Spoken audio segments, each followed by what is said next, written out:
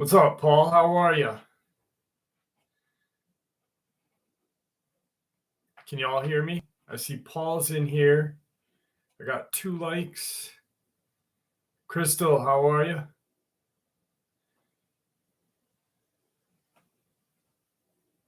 Can you guys hear me?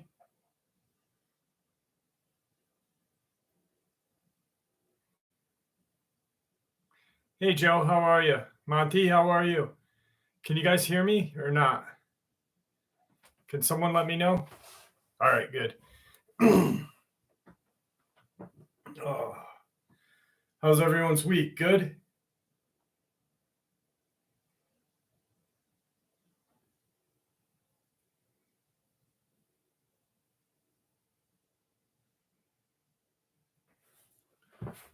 Oh, I can't believe Saturday's here already. Not good. Oh, I'm sorry. Sucks when everyone's week sucks. Bigfoot Fest in North Carolina. Wow, how was that? Good? We got one of those up here where I live. It's pretty decent. I like it because it's not like your atypical convention where everybody's just, you know, looking to make a buck. It's pretty cool. Idaho, how are you doing?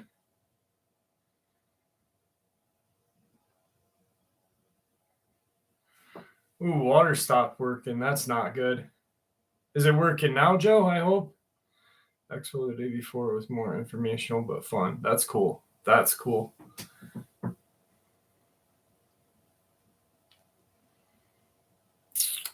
Oh shit, man. Was it pipe broke or something?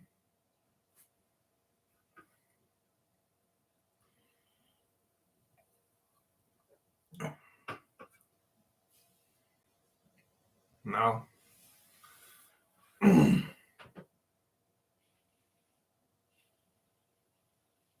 YouTube's been doing some crazy crap to me this week.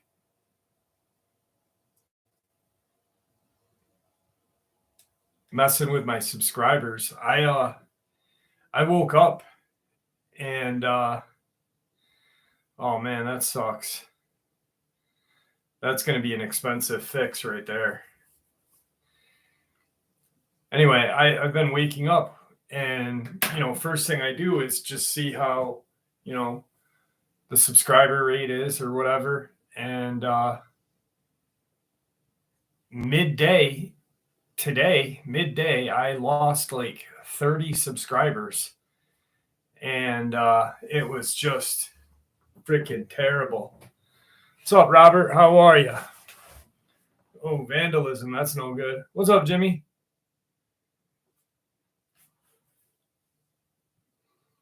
Larry, how are you?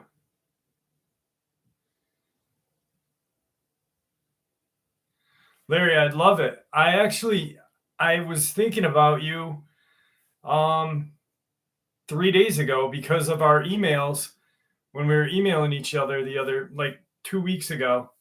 And I was like, I haven't heard from Larry. I wonder if he's okay because you didn't respond. But yeah, email me and I'll send you out my address, please. Hey, Kelly, how are you doing?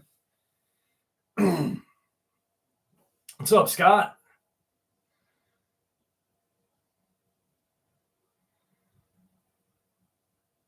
Bruce Bissell's in the house. What's going on? All right, that's good, Larry. Because I made a joke in the email and I was like, I wonder if I made him mad with the joke.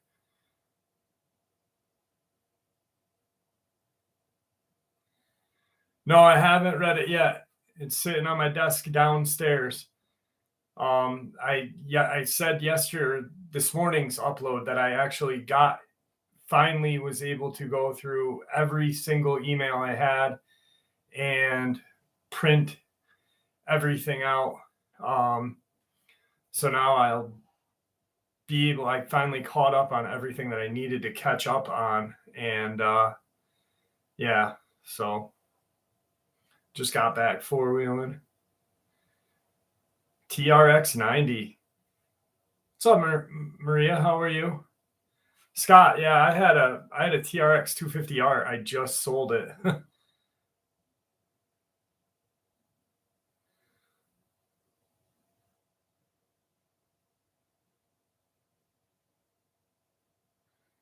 No, I've not read that book, Jack.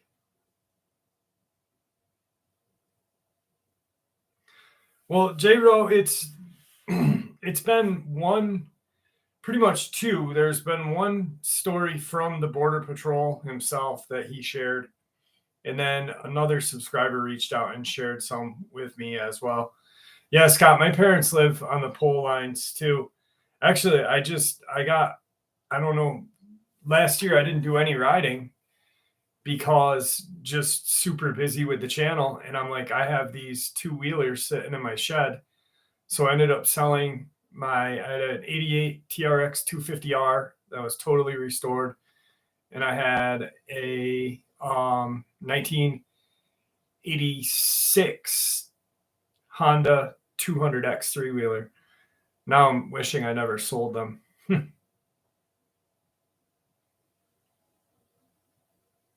Yeah, he definitely does. Joe, you got the audio book? Hey Julie, how are you? Hey Pam, how are you doing? What's going on, Maverick Poet? All right, 48 people. How do you like that audio book so far? Big Reds are great. My dad had a Big Red for a while, and that thing was amazing.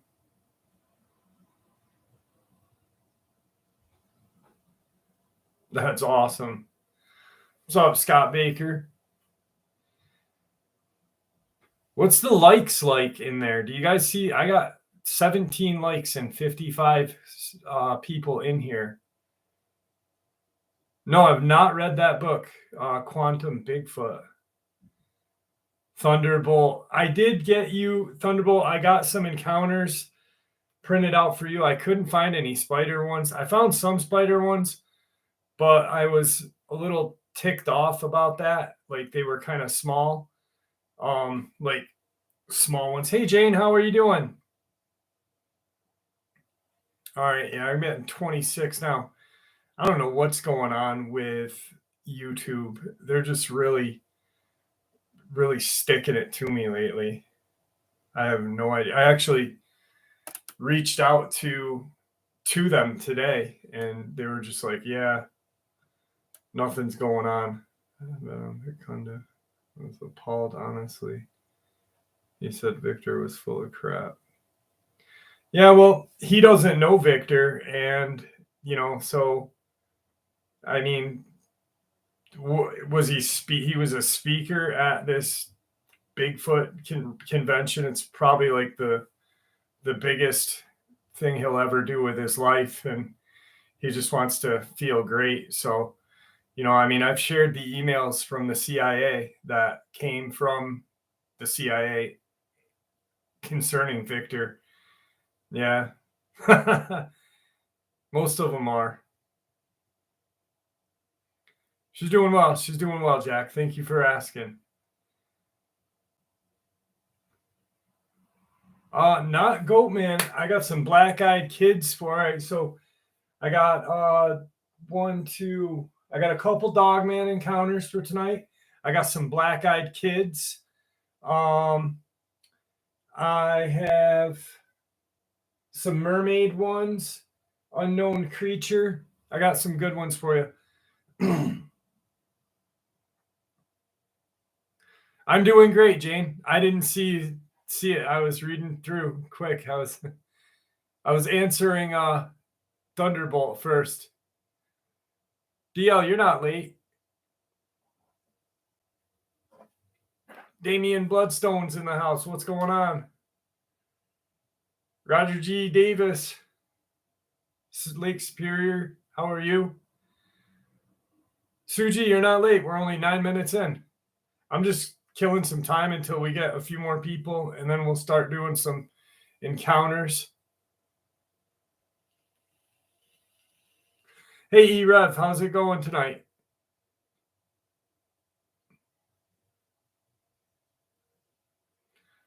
Wendy Presley is in the house.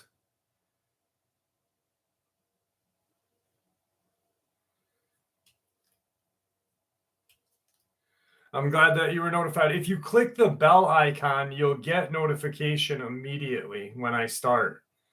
I actually, while I was getting set up, there was somebody already in the comment section while I was getting it set up. Hey, Nina, how are you?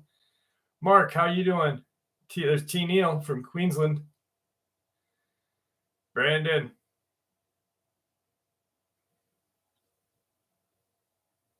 Thank you, Maria. I appreciate that. Well, EREV, we just started, so we're about 10 minutes and we're about 11 minutes in, so it's getting good. I'm doing well. I'm doing well.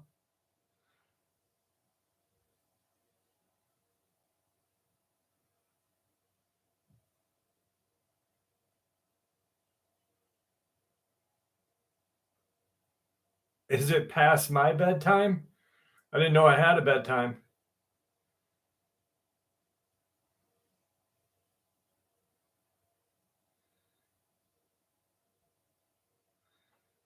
I've got my significant other hooked now. It's easy to get hooked in this field. Hey Randy, how you doing?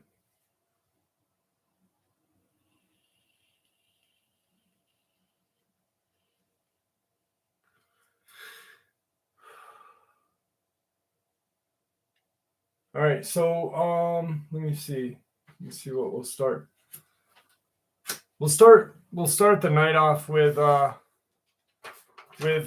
quick Dogman encounter, and then we'll work our way. Hey Charlie Knight, how are you? Pop 7.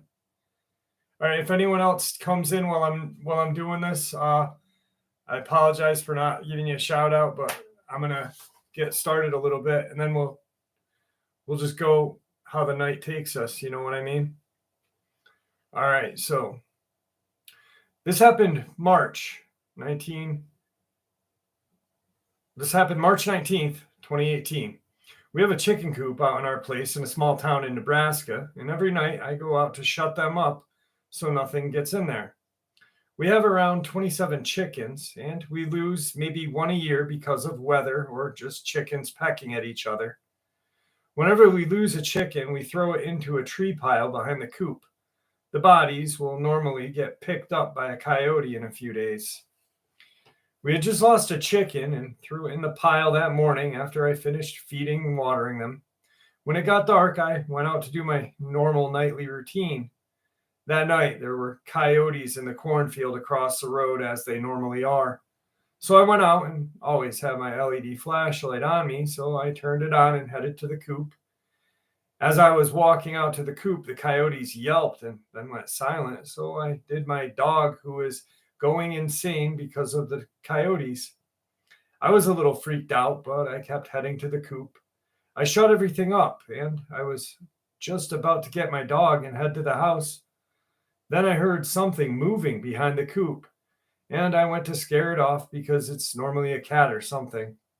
As I walked up, I could hear some growling and more movement and the sound of flesh being ripped from bone.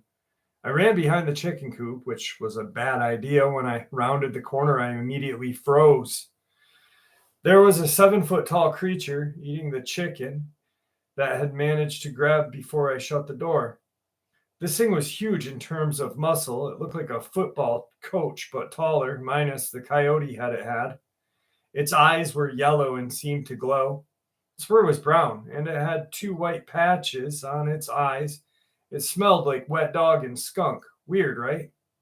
After 3 minutes of staring it down, it just walked off like I wasn't there. I booked it to my house and almost forgot my dog, which I grabbed, and we got into the house. My mom asked what was wrong. I told her that a coyote had grabbed a dead chicken out of the pile, and I tried to sleep. I swear that it was sitting outside the window all night. I could see its yellow eyes glowing. The next morning, I was able to find some prints behind the coop, and I did the chicken chores and went out with my dad to the feedlot to help him for the day. When we got back, I swear I saw the Dogman again running out into the forest across the road, and I have not seen it since. What's up, Chance? How are you?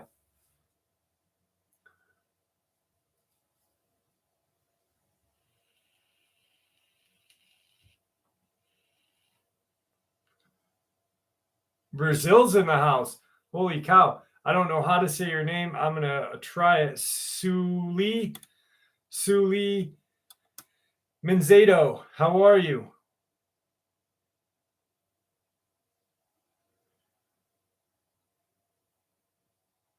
Spore Money.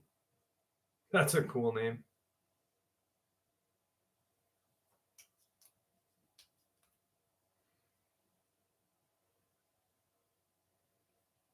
Thunderbolt has always got a tail to spin. Chance, my ancestor was Brouch, who was sent to Spain after Titus destroyed the temple.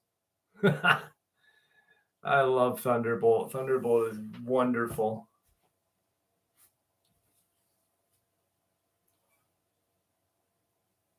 It is what it is. Thanks, Poor Money. Thunderbolt is the man.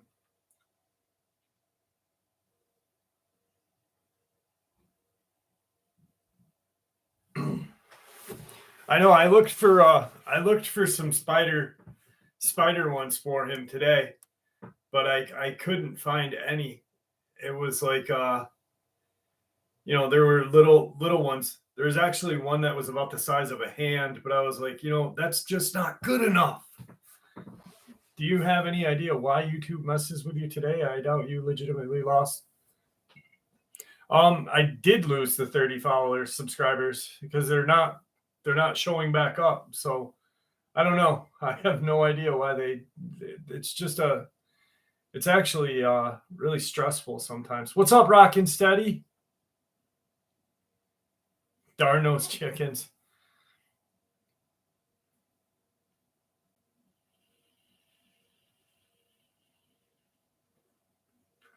Monty, as far as I know, fairly well.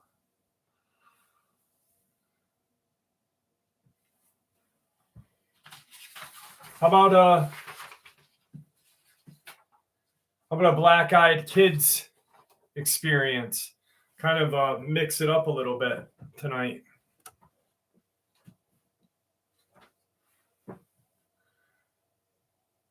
Robert Sharp made spaghetti. At first, I thought he was going to talk about pegging or something. I was like, whoa, wrong website, buddy. Just kidding. Pops, thank you so much. I appreciate that. I know I saw you in the comments.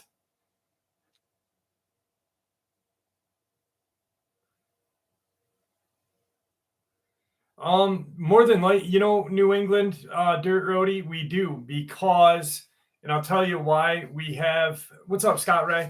We do have I'll just answer this question real quick and then we'll jump into the BEK experience. We do have problems with the illegal immigrants up here because Saratoga Springs, if you guys look it up, it's a really kind of popular horse racing.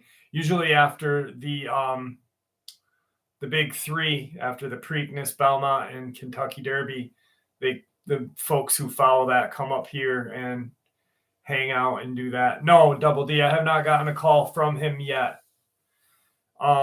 So yeah, and a lot of those migrant workers come and they usually get picked up by the cops pretty quick, but they do start some issues and stuff in the bar scene because there's a lot of bars in Saratoga. So anyway, let's jump into this Black-Eyed Kids experience from Louisiana. It was November 2012 when I was working at a small gas station in Northeast Louisiana. We're the only small shop and 24-hour service station for miles just off the highway. I worked the night shift and I loved it. The sharing of stories with traveling customers, that's when the rare customer showed up. It must have been around 3 in the morning. I was cleaning the floors and locking the beer coolers when suddenly the lights went out. I pulled out my cell phone and used it as a guiding light until I made it back to the counter where I kicked on the gas generator. It lit the parking lot and the hall leading to the register. When I looked outside, I could just make out some movement in the trees across the street, but otherwise it was pitch black. I turned on the radio and started listening to the local station with the Night Owl DJ commenting on heavy winds and cracking jokes between songs. Suddenly, I saw some figures in the dark. I could just make them out.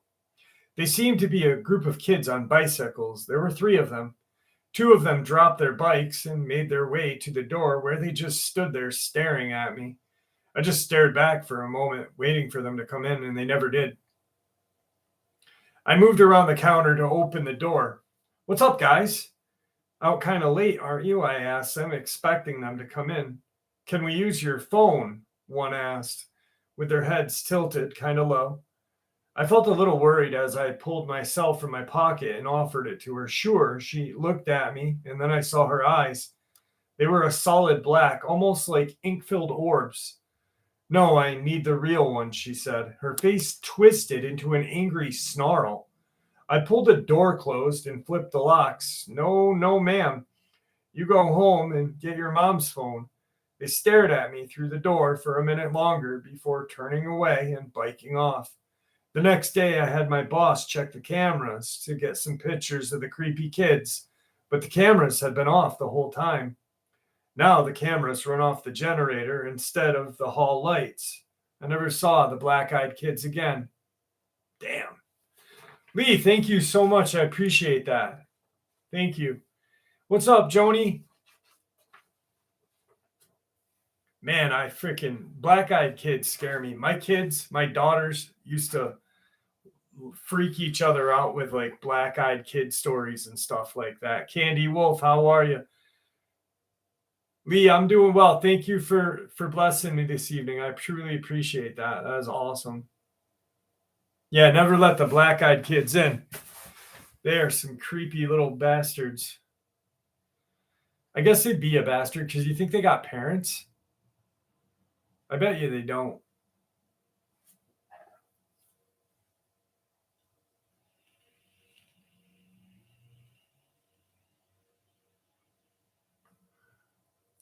When's your Lake George investigation happening?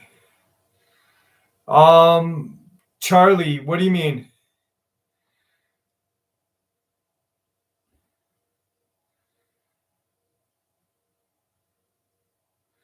Yeah, definitely not. Don't let black-eyed kids into your house ever.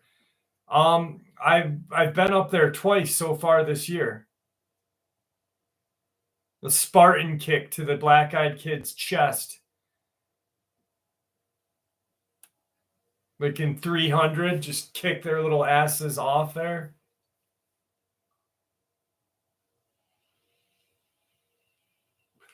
Robert, I don't have any of those for tonight. I've just got what I picked out for tonight already.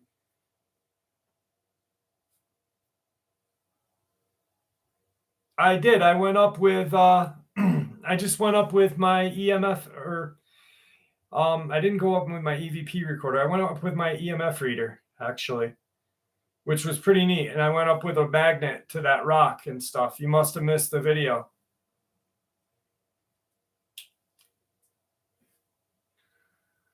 I wonder, yeah, Thunderbolt, they may not pay child support.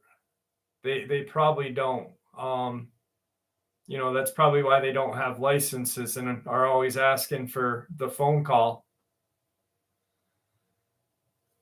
It was pretty interesting. There was some stuff down at the bottom of the hill. And actually it was weird because I was for those of you that didn't catch the video, I had climbed up the embankment and I'm standing there and I was out of breath and I'm looking down and it was dead silent, like just dead silent. "What's up, Troy?" "Caden, how are you?" And all of a sudden I heard this like a bunch of brush moving below me, and then it got noisy. Like there were a couple different birds and stuff like that. The rock was not magnetic. I didn't get any kind of pickups from the EMF reader. But like I said in the video, you know, portals don't always, excuse me, always work every day or whatever.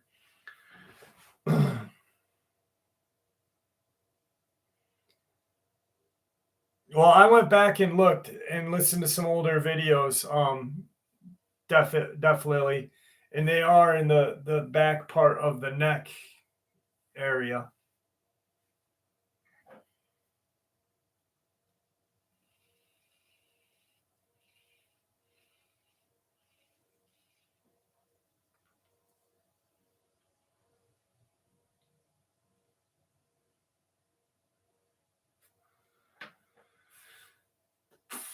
Mad Dog 2020 is kosher.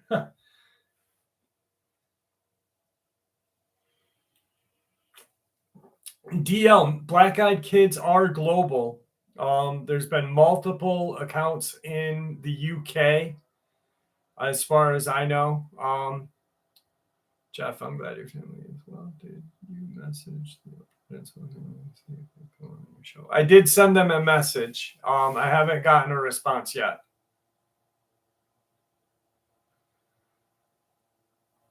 Maverick Poet, as of right now, no, I'm not going to be. Tom Jones in concert. Is Tom Jones still alive?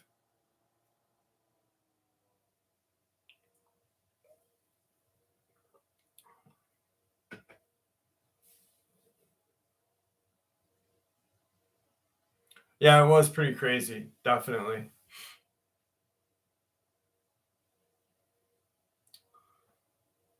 Hey, Nicole, how are you? I didn't see you up there. Maurice, how are you doing? Nicole, Maurice, Pine Barrens these days, crazy. What's up, Lucifer? How are you? Chris, all kinds of stuff in the area. Da-da-da. Chance, you really ought to talk to me, my brother. I'd like to hear it. And how dare you share it with Vic Cundiff over me? Shame on you, Chance. Shame on you. Shame on you. Just kidding. Hey, Roxy. MS, how are you?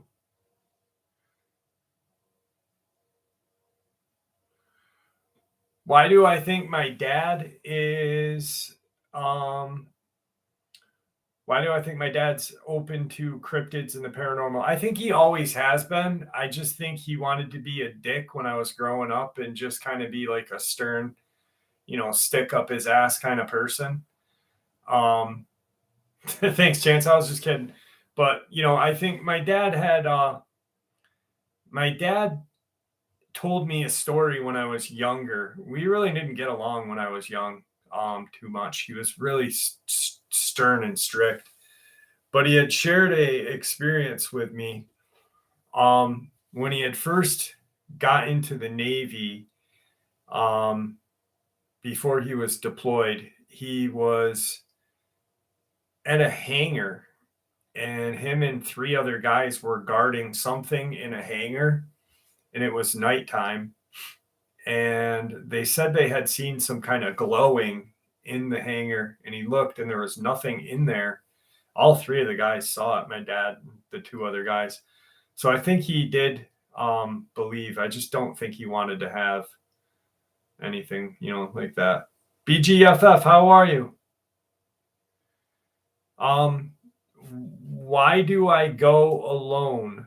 Idaho Gem Lady asked.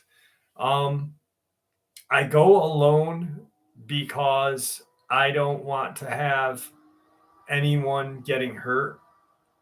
Plus, I don't have friends. I'm a single dad, so I just hang out with my kids. I definitely not want anything to happen to anybody. So I just would rather go alone. I can protect myself and look out for myself, I guess.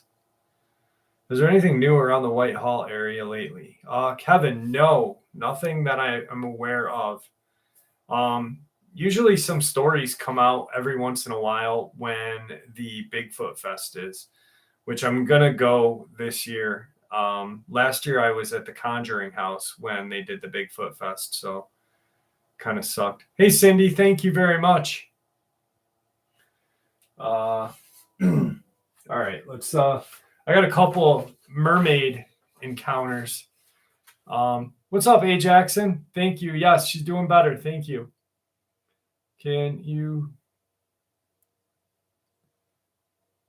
Eula, have a happy birthday. I hope your birthday is well, and I hope that you enjoy your special day. All right, so I got some mermaid experiences, and so we've done some BEK. We got a Dogman encounter. We got some mermaid encounters. So when I was 14, my family and I went to a beach in Florida with my cousins and friends. That time I didn't know how to swim, so I had my floaty thing with me. My friend, who was a year older than me, wanted to swim farther away from shore, but I didn't think it was a good idea. I still went with her since I thought I had my floaty thing with me and I'd be fine. Things got weird. I got a gut feeling I was going to fall off my floaty and that I should leave. I told my friend we should go back to shore, but she said that everything would be fine. Sure enough, I somehow fell off my floaty. I didn't know how or why, but I just did. Since I didn't know how to swim, I struggled as I was submerged underwater. I felt like I was going to die, so I just closed my eyes and thought of my family. Just then, I felt a hand grab my wrist. I thought my friend had come to save me, but I was wrong. I saw an ugly creature right in front of my face. I nearly had a heart attack. The creature was human like, with very pale skin and very skinny. She also had a tail of a fish. I was so scarred, words could not describe how much fear I felt at that time. The mermaid or siren or whatever had grabbed my wrist, pushed me back to my floaty, and when I looked back to see her again, she was gone. My friend asked me what happened, and I just told her I accidentally fell off my floaty. The day after the incident, I decided to tell my friend what happened. I told her about the mermaid like creature, and she somehow believed everything I said. She believed me because when I fell off my floaty, she was about to save me, but I just came right back up and saw something swim away. She didn't question me because she was more glad that I was okay. This may sound fake, but this really did happen to me. I sometimes wonder if it's just a bad dream or something, but my friend remembers it and everything else felt so real. Daryl Hannah, I remember that movie. All right, so second one. My grandfather had an experience with a mermaid. I'm in Singapore, but he traveled to Malaysia. There, he went swimming with his cousins in the ocean. He was young, 7 or 8. He told me he saw a huge splash and went closer to investigate to see what it was. He initially thought it was a fish. However, after getting closer to the splash, he sort of blacked out. The rest is from his cousin's point of view. When he saw my grandfather, something that looked like a woman seemed to be dragging him further out. He immediately swam out, and the creature, for some reason, seemed to be scared and left my grandfather there. I'm not sure why the creature was scared of his cousin and not my grandfather. Granddad was brought back to shore eventually. He went for hypnosis, and it was revealed that he saw a lady with a tail swim towards him before he had just blacked out.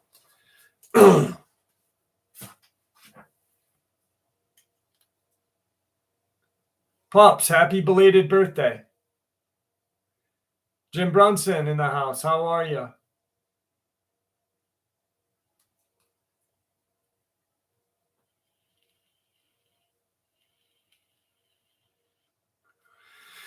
Yeah, there are a lot of sightings in the Philippines. A lot of weird sightings all out in that area. Forest Powers, how are you doing? Thanks for coming. Never ran across my roof before. BGFF, nothing running across your roof is normal, my friend. I'm just kidding. Good, very good. Thank you for asking, Karen. Mermaid at the wet market caused COVID. Jesus Christ.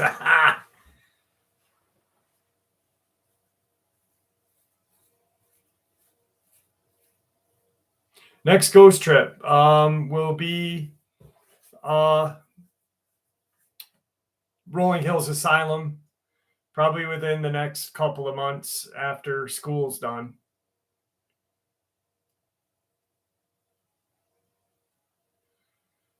I was gonna ask Thunderbolt if you were part Filipino. You you got something every time. You're awesome. God bless you.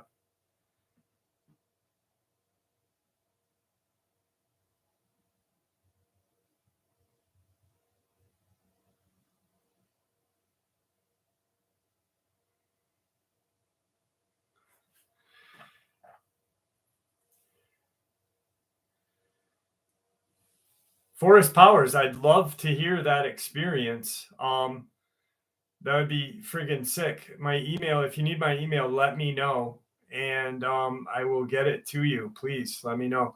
Rockin' Steady, thank you so much. I appreciate that. Want to kick Sasquatch in his Yeti bag. Dude, all right. Jane will remember this. So when probably 4 years ago, I had a friend and he had a YouTube channel, and he wrote all his, like, he was creepy pasta kind of, and he wrote all of his own stuff. And we were talking one day and I was like, wouldn't it be freaking awesome? Steel Redneck, how are you? I'm like, wouldn't it be awesome if like we could create a story about a superhero team that fought cryptids? And there was one that we fought the Dogman. No, Bigfoot. We fought Bigfoot. We fought the Rake. And we fought something else. Jane, do you remember that? And we called, the name of the super group was called the Cock Wranglers. And I was, my name was Jeff the Tracker. What's up, Bob P?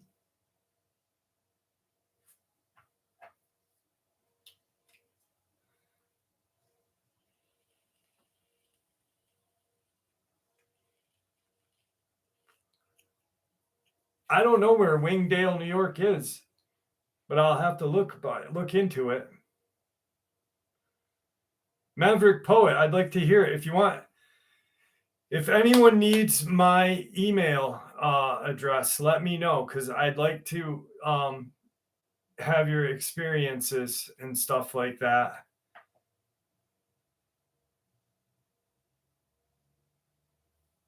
Rockin' Steady, you said that right, didn't you? All right, I'll put my Maverick Poet. My email is, for anyone who wanted my email address and needs it, I'm going to put it in right now. If you need it later on, let me know.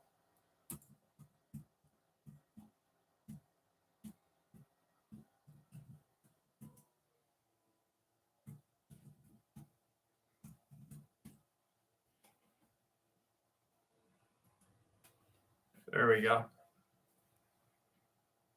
I just put it right above you. It's right above you, Lake Superior girl. It's called Harlem Valley Psychiatric Center. I'll definitely have to check that out.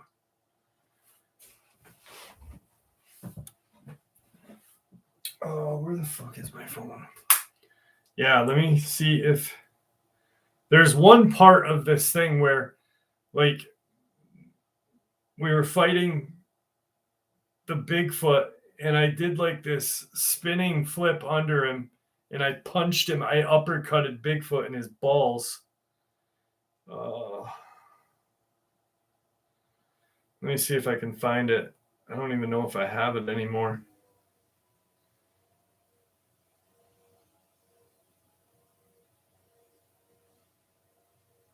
The rake. There's the rake. Oh, the not so Bigfoot. Yes, here it is. Here, listen. Can you guys hear that?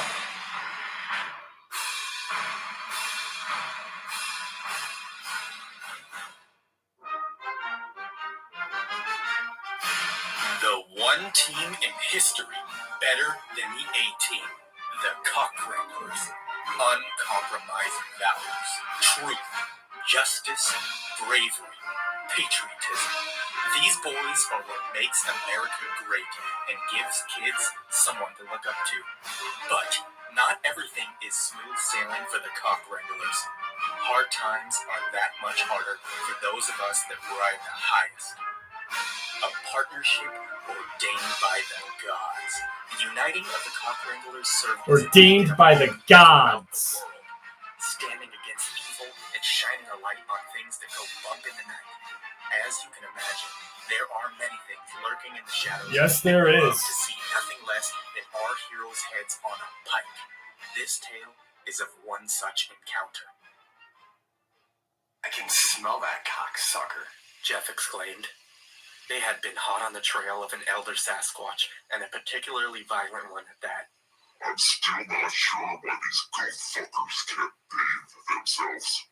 The disciple stepped out of the shadows. His black hooded cloak and practiced skill made him practically invisible when need be. Well, if we don't take this bastard down today, there's no telling how many more people are going to get hurt. I didn't come all the way out to Mount Rainier to leave empty-handed. It's us or him. Let's do this. I've got his trail. Jeff the Hunter is the Jeff resident the tracker Hunter for the Cock Wranglers. There isn't a physical being he can't track. That's true. Thick country and rough terrain, the slayers follow the trail of the large skunk ape. Through ever-increasingly thick forest, they climbed, with every step bringing them closer to their predatory target, as well as nightfall. Sasquatch grow increasingly dangerous in the dark. Their hearing and night vision are exceptional. That advantage would normally be a death sentence, but the Cock Wranglers aren't your ordinary hunters. No, we're not. Without a word, Jeffrey led the two-man team as the disciple covered their six, practiced, professional, and armed to the teeth. They were ready for anything. Stopping in front of a rock face, Jeff raised his We're gonna fist, fight soon. signaling to quietly stop. Pointing two fingers at his eyes and then at a rock, the disciple saw what he was motioning at. Cleverly concealed was a cave entrance with a massive boulder sealing it that fit almost perfectly. Can you move it? Jeff whispered. Not quietly. Fuck it. He knows we're here anyways. All right, let's go get this little bitch.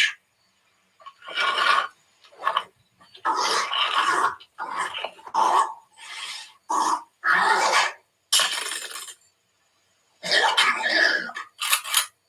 Ladies first. I know you're scared. Daddy will lead the way.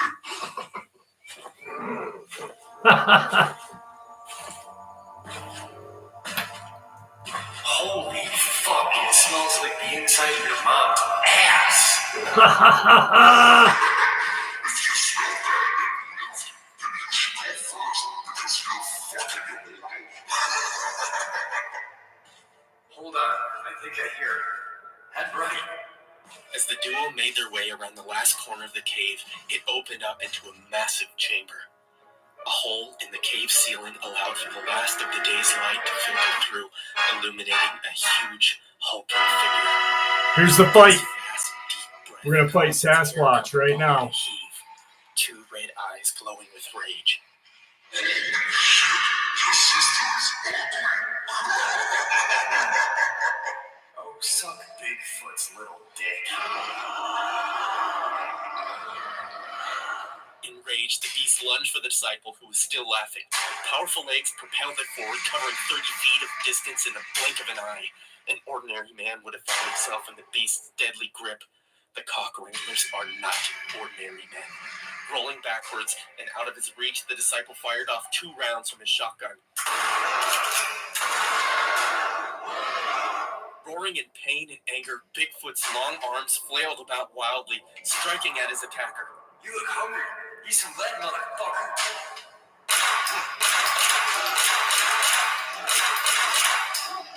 An entire magazine cycled through Jeff's pistol in a matter of seconds. The heavy .45 caliber rounds buried into Bigfoot's body, but his tough hide prevented lethal penetration. Turning his attention on Jeff, Bigfoot charged forward. Two big hairy arms reached out to envelop him. With lightning-quick reflexes, Jeff dive-rolled between Bigfoot's legs, catching him right in the ball sack with a vicious kick. Kicked him right in the ball sack. Wailing in agony, the beast dropped to its knees. The disciple brought his shotgun up and fired 2 point-blank rounds into its side, followed by a brutal punch that pierced into the hole made by the 12-gauge slugs. As his fist grasped around one of Bigfoot's ribs, the creature screamed out and swung its fist back. All right, so if you guys want to hear the rest of it, just I'll put the links to that in a video for y'all. But yeah, me and my friend, we came up with that one, and then we fought the rake, and we fought something else. It was pretty cool. I know. Jeff, I came across a jar of ash that was collected from a box chilling in the closet. For some reason, I thought of you. Not sure why. That's crazy. That's really cool, Nicole. Yeah, where is no cat bussing? Jim Baker, too. Hey, Mount Mutant, what's up?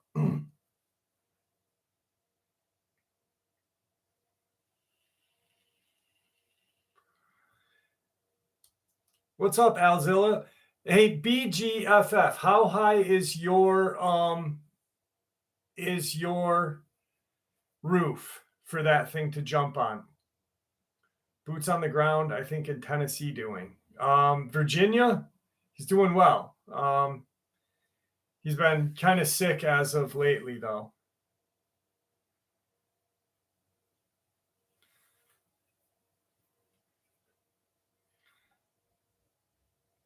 Thanks, Mount Mutant. 10 feet at the shortest. If it was a Dogman or a Bigfoot, I don't think it would need a tree to jump. It would easily be able to jump 10 feet without any kind of problem at all.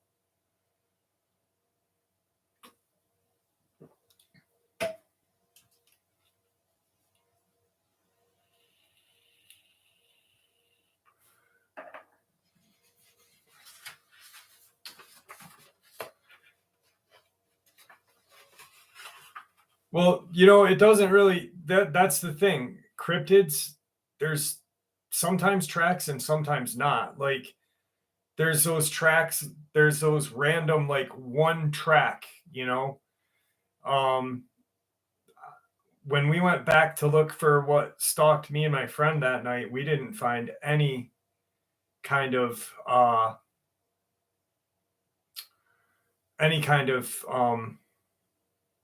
tracks at all. My glasses aren't thick, Thunderbolt. There's just some on the side how I'm looking. See, they're not thick, you dink.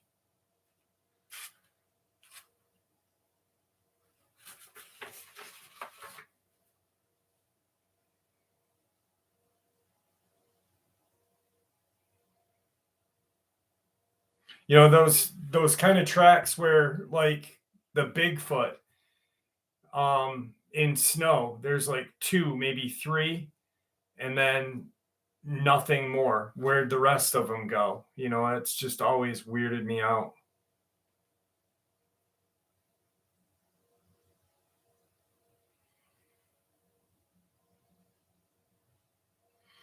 I'm glad you liked it, Steele.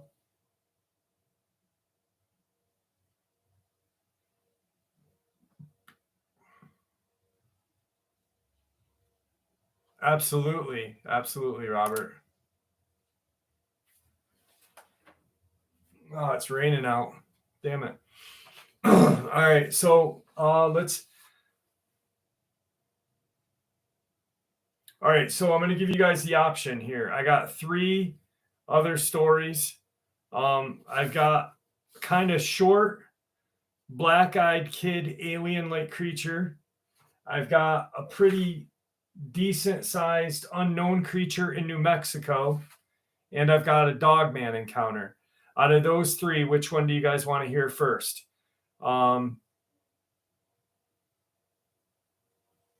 Black-eyed kid, Dogman, or unknown cryptid in New Mexico? New Mexico, Dogman. New Mexico, unknown. Dogman, unknown. Black eye, unknown. Unknown's got it. All right, so we're going to hit the unknown and then Dogman and then the black-eyed kids, all right? All right, here we go. I was on this trail for several hours until I reached what seemed to be the top. As I approached, the whistling and howling of the wind through the trees and over the mountain got louder and louder. Its eerie moaning put me on edge. I reached the top, and the view was gorgeous. I could see the sprawling Glorieta Valley and the beautiful forest for miles in each direction. I could see the camp far below. I decided to rest and enjoy the view before heading back down. After a short break, I began my descent. I was about halfway down when I detected movement at my peripheral on one of the switchbacks further down the trail. I stopped and focused, weary of it possibly being a mountain lion. As it turned out, it was just a deer. I relaxed and was about to continue my journey when I heard a monstrous crackling noise coming from the direction of the deer. I glanced over in time to see something massive fall from a thick tree onto the deer. My curiosity piqued just as much as my adrenaline. This creature was the most bizarre thing I had ever seen in my life. It will take a while to describe because of how bizarre it was. It was massive from what I could tell, about the size of a moose. Its shoulders looked to be at least 8 feet off the ground. Its skin almost identical to a light brown tree bark of the trees in the area. Its body structure reminded me heavily of Mutos, those massive creatures from Godzilla in 2014. It had these massive appendages splayed out in front of it, and its body was at an angle. Its rear rested on 2 smaller, bulkier appendages. Its forearms were the most prominent feature. They were held out in front like a praying mantis, except they were touching the ground while extending up to its head. They seemed to have 3 joints, which curled tipped at the end. They were broad, I estimate, about 1.5 feet wide. Their ends were withdrawing from a crushing carcass of the deer, which twitched on the ground. Its back legs were like a mountain lion's back legs and had 4 long digits with bird-like claws. These digits and claws all mostly matched the width of the leg. Its face was the most horrendous part of it. It kind of looked like a bat with a short, thick snout and small eyes. It had long, spiky things which looked like ears jutting off the back of its skull.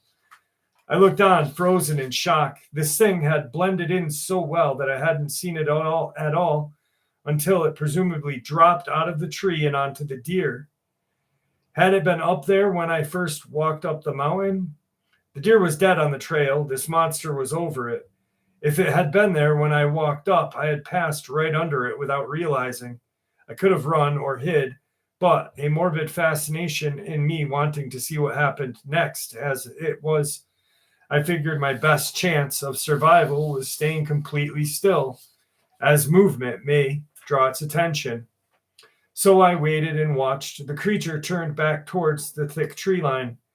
I assumed it had dropped out of this one, which was very close to the path. It used one of its bird-like claws on its hind legs to grab a hold of the deer and drag it.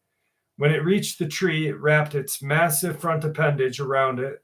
The joints seemed to curl and lock around the tree, and it slowly pulled itself up the tree, reminding me of a sloth. You know how they grab around branches with their rounded claws and pull themselves one arm at a time? That is exactly what this thing seemed to be doing. But its entire front appendage was gripping the tree trunk. After 30 seconds or so, the creature had reached the first major branch, which was far up the massive tree. If I had to guess, I would say it was at least 30 feet up. It then wrapped its massive front appendage around the branch and hung right side up. It brought the deer up to its mouth by curling its whole torso and holding it steady in its claw. In such a dire situation, I had a rather comical thought that this thing must have a six-pack with how strong its core must have been to perform such an action, as if something like that shared biology with a human. I continued to stare, not sure what to do. I probably stood there for 10 minutes, frozen, watching this thing devour its meal. To my surprise, it also ate the bones of the deer. By the time it was done, there was nothing left of the deer. It then repositioned its front appendages around the branch, once again reminding me of a sloth rather than hanging monkey. It used its digits and its hind legs to interlock with one another. It then gripped the tree hard with its whole body, flattened itself against the branch. Its skin camouflaged so well, even though I knew it was there, it was difficult to pick out the outline. Its head seemed to tuck against the bottom part of the tree, watching and waiting, just like me. I contemplated if it was maybe sleeping after its meal, but I didn't want to take a risk of walking the path under it, so I waited 15 minutes or so before coming up with an idea. I would slowly, inch by inch, lower myself to the ground before retreating up the trail. Once I got to the top, I would go straight through the undergrowth and wilderness toward camp that I could see in the distance. The lot where my trailer was parked was about a half a mile walk from camp. I would far rather take my chances through the wilderness than follow the trail toward the monster I had just seen. So I carried out my plan as slowly as I possibly could. I lowered myself to the ground, then sort of half crawled. Half pulled myself backward up the hill, doing my best to limit sudden jerking motions. After what felt like an hour, I was confident that it could no longer see me in the tree. I slowly got up, glanced around, and began jogging back up the trail. I've spent most of my life as an avid jogger and hiker, and I ran high school and college, so I have a lot of endurance. I jogged back up to the top of the mountain before picking my way slowly toward camp. This mountain wasn't like the image that comes to your head when you think of a mountain.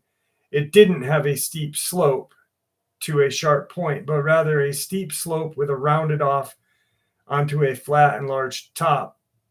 It was still around 1,000 feet higher than my camp, so at first going was pretty easy. It did get more treacherous until the end, but I made it safely down. By the time I had made it back to the camper, it was around 6 in the afternoon. I was freaked out and decided to call my weekend there. I drove back home. I haven't been to those trails since. I have no idea what that creature was, but it fascinated me. I feel an urge to go up there again to see if I can find it and take pictures for proof or something. At the time that I went up there, the thought of taking pictures never entered my mind. The only thought was silently staying still. I wish I had, but I won't go up there again, not alone, at least. And from then on, I'll always carry a concealed firearm with me. Be careful when you go hiking in the forests. You've heard a lot about forests going quiet, about strange creatures calling to you and voices of your loved ones, and far off unnatural howls. But at least in those scary situations, you have a warning time to react. When you hear the breaking branches of something massive above you, hear the whoosh of air and crushing of your body under its weight, you won't have time to react. Stay safe and happy hiking. Oh, shit. What's up, buddy?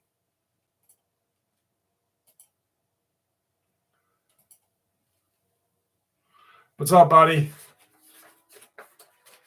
What's up, Rich? How are you?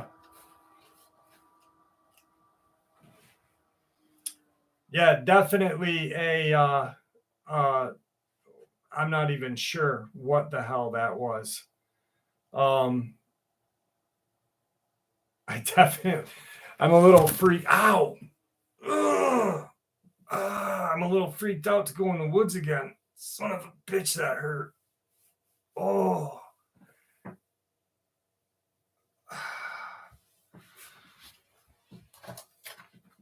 Jane, you're going to bed? Is that what you're saying? Yeah, I hit my knee.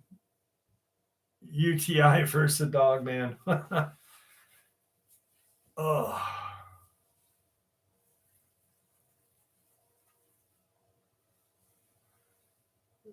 Definitely something, I think out of a portal or something. Hey, Eric Baker, how are you?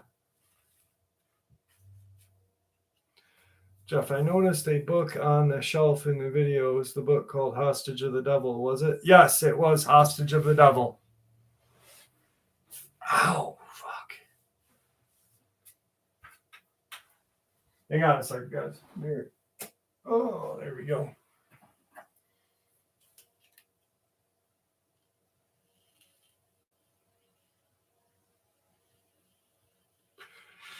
Well, Anastasia, the book, what's up, Blake? I've got the book because in the movie about Malachi, my good friend is in the movie, and he actually talks about that exorcism that happened that night. He used to be the cameraman for Ed and Lorraine Warren. Yeah, it felt good. You know that, rockin' steady.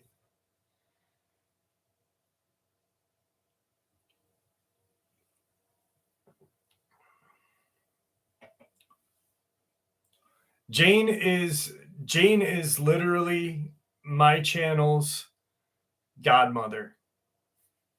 She is the channel's godmother. She's not a mod. She's the godmom. She's the godmod. And strange thing is I never like put a mod, never did it. Like it just YouTube granted her a mod.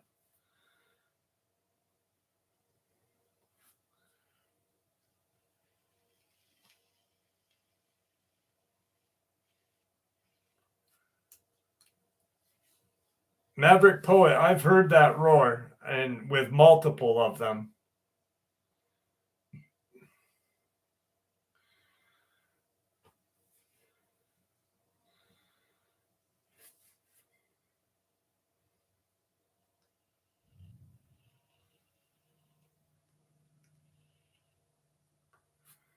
Jane says she's done with Sergio. Treats me like a rag doll.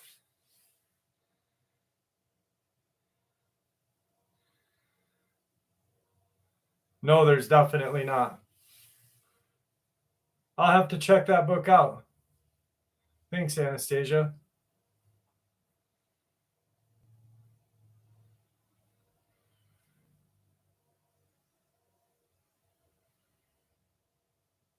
Yeah, I know the cop. He's in that Anastasia. That cop is in the movie Hostage of the Devil. He's interviewed in that movie. Ugh. MJ Bates, thank you so much. How are you doing tonight?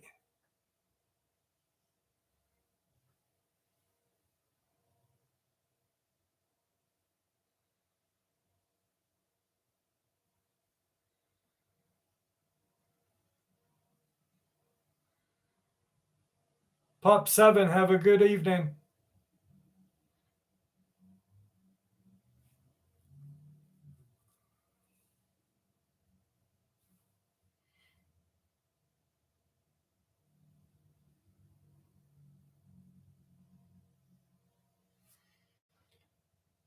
You went hiking today, MJ? Chud the Return. Is that a movie, Thunderbolt, or is that just...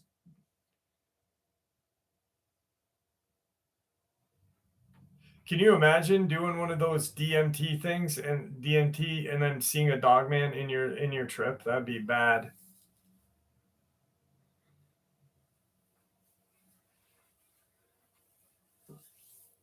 Drink lots of water or some Gatorade, tons of Gatorade. What's up, Savage Lunatic? How are you? Definitely not smoky where I am. I I'm not a big fan of Dave Matthews. I like, I'm not gonna knock him. Songs are catchy. Never went to any of his shows. A lot of my friends used to go to his shows when he was in Saratoga all the time.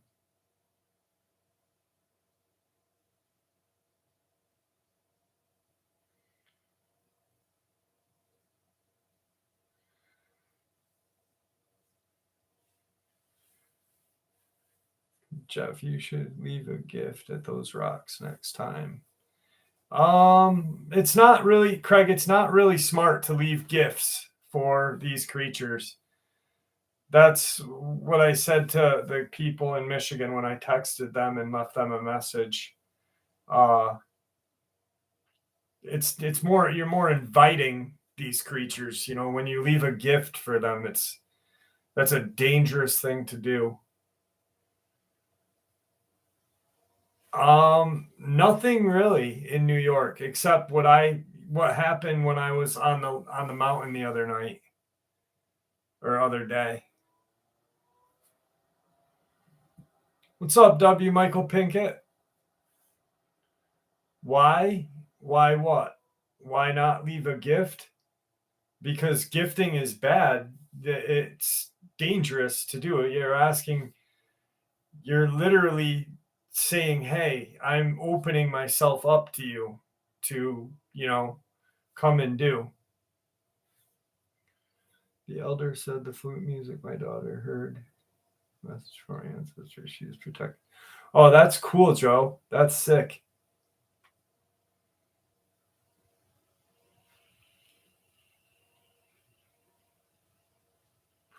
Yeah, it definitely will always return.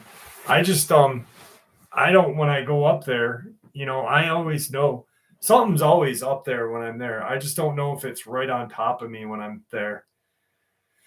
It always feels like something's watching me. Not too much about Bigfoot in Puerto Rico, to be honest with you. I've not really. I've had like maybe one or two Dogman encounters in Puerto Rico that I've narrated, but nothing nothing too major.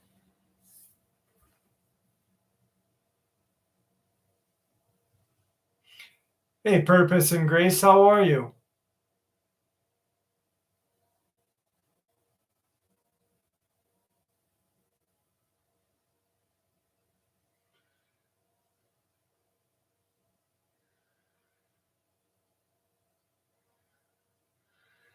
IP, the video that you put a link to, which video? And was it an email? Was it on YouTube? Was it the Encountering Wildlife or whatever?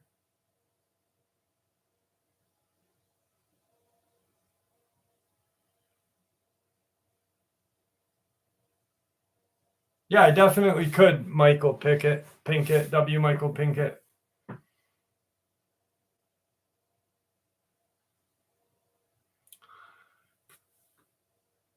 One was there was a kid on his moped that had gotten like in Puerto Rico and he narrowly escaped a dog man. I'll have to look for him and I'll put it in the I'll put it in the heading of the title, I mean, when I do, okay? Randy, have a good night, my friend. Be safe. Steel Redneck, your wife is from Saratoga? What's up, William? How are you? Bought a new microwave, and fellow who installed it told me his mom just saw a Bigfoot near Duluth. No shit. Is that the Alberta fires? Wait, there's fires going on in Alberta?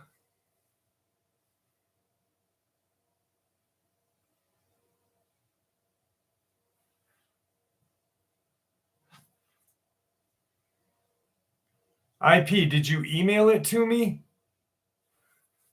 Because if you're putting a link to a video in the live stream, it's not coming up. I can't see it.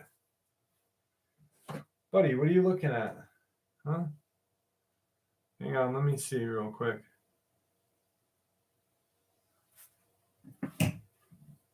Hey, Sheila, how are you?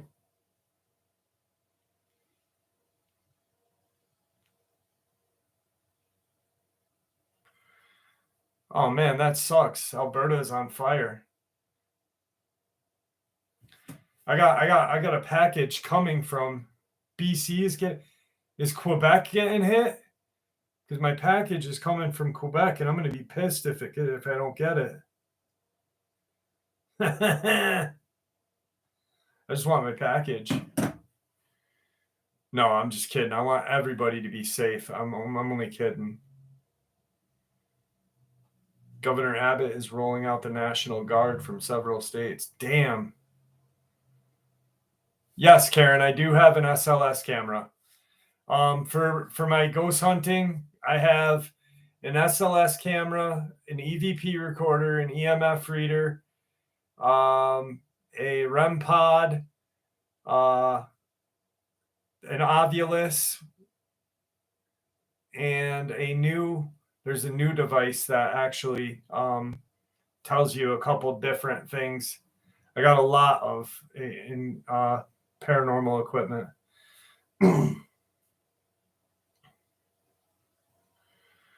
And we do like our packages. What's up, Juno? How are you? I've had 2 encounters out of Puerto Rico, William. Fires in BC and Alberta are absolutely terrible. Damn it. That's terrible. Can you use pepper spray on a Dogman or Bigfoot? I wouldn't use like human pepper spray. If I was going to, I would use like bear spray. But even then, I would be really leery of making it out of the woods alive. Yeah, this whole thing with the with the border crap is absolutely insane. It was a bad decision. You know, people do need like freedom and stuff like that, but there's a way of going about it, you know. It's bad stuff that's going on.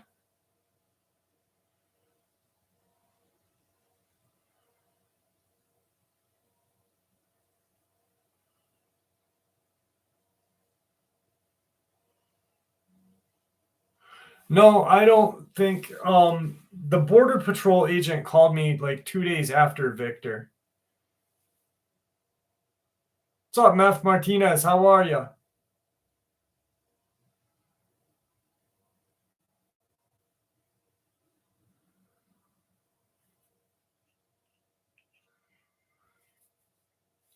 Anybody watch any good movies this week?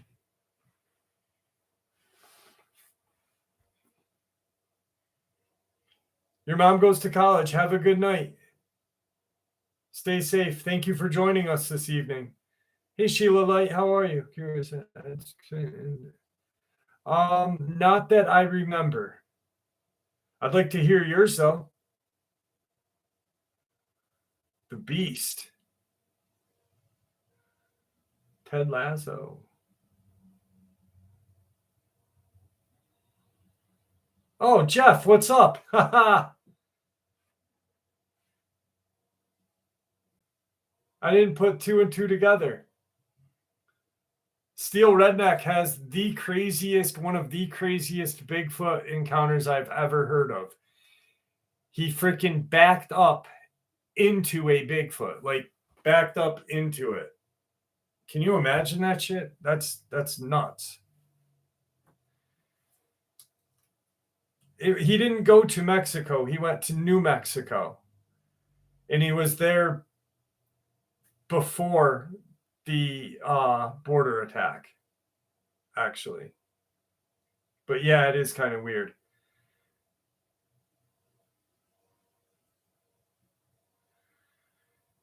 Jimmy Victor's a decent guy. I trust him, and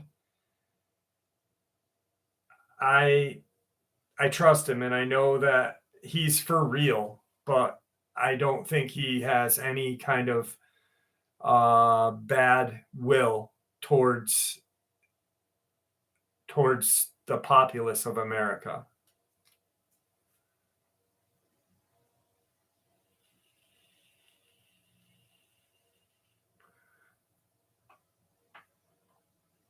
Oh yeah, Jeepers Creepers Reborn. How was that?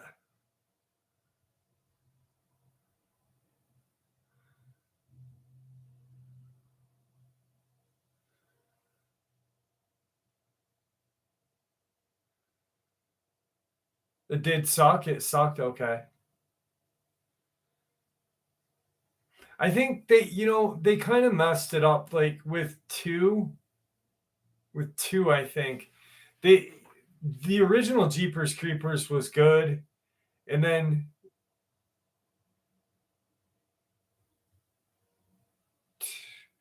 Juno, what is that? Three hunters decapitated, heads placed on fence posts in a row, heads ripped, not cut. Juno, where is that? What is that from? What happened? One was great. One was good. The Man Who Killed Hitler. Yes, that was a good movie. I really enjoyed that movie.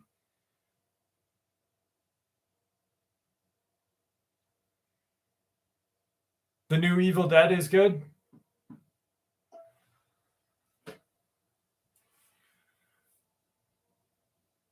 Just recently, Juno?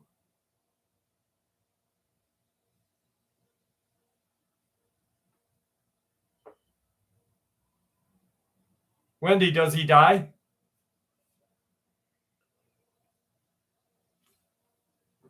Juno, is that a new story or no? He does? Sweet. Sorry. There's no way he didn't. You know what I mean? Like he survived so long. A normal human would just be done.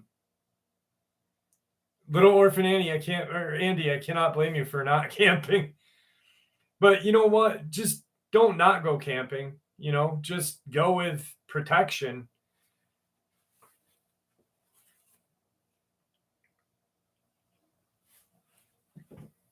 It was covered up 3 years ago. Do you Juno, do you have my email? Can you send me some information on that? Please? Oh, he was buried next to his wife. That's cool.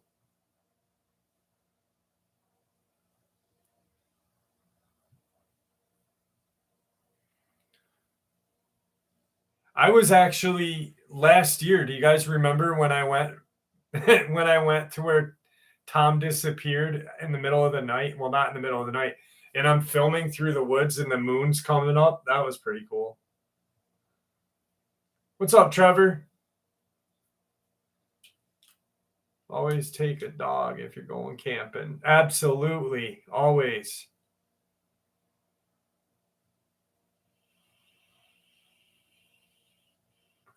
I will put my email in right now, Juno. Okay.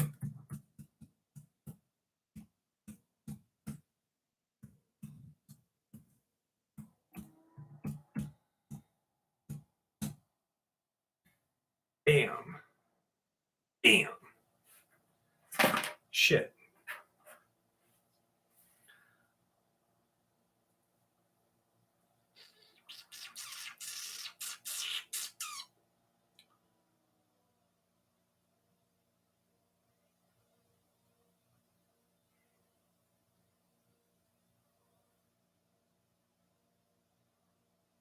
It's not their experience, Sonia. It's information. But I'm looking forward to it too. What's up, Andy Davis? Welcome.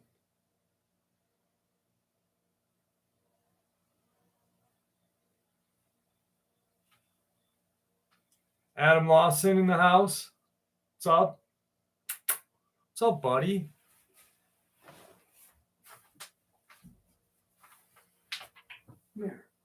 come here, buddy. Oh. Oh. Oh.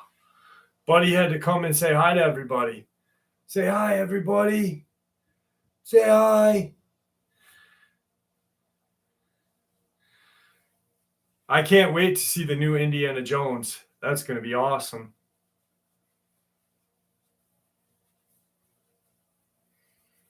Ah, buddy. Oh. Say hi, buddy. He is huge. I gotta get like a stand so he can hang out. Come on, buddy.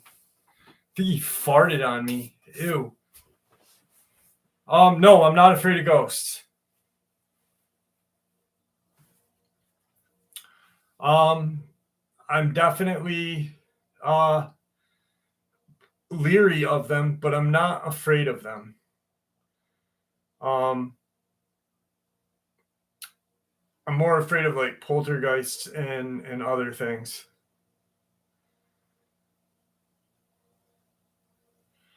TW, I am too. That's what I have right now, actually.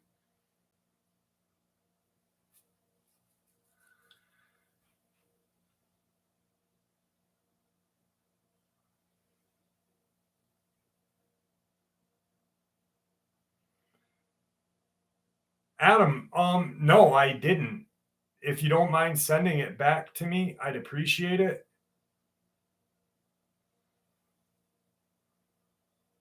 If you need my email address, let me know. The hair is back. Thunderbolt liked my hair when it was long. What's up, Carla? How are you? Shadowmen. Shadowmen are fucking crazy. I don't like Shadowmen.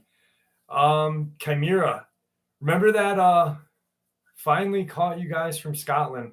What's up, Lee? How are you?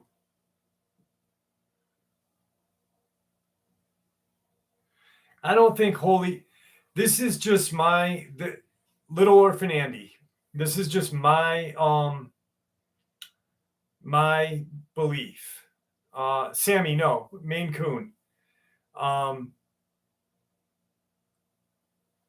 think prayer is good, and holy water or whatever is good.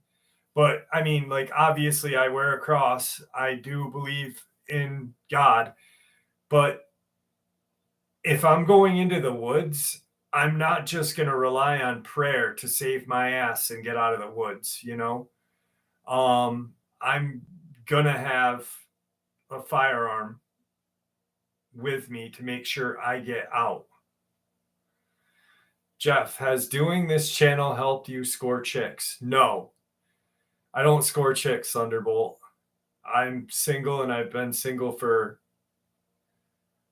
6 years.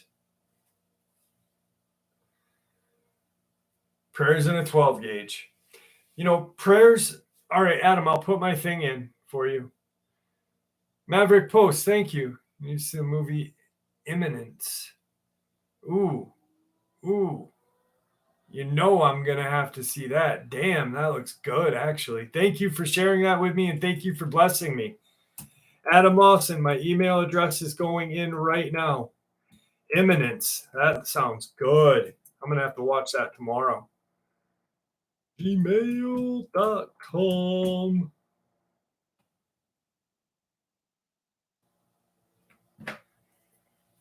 No, Trevor, not yet. Not yet.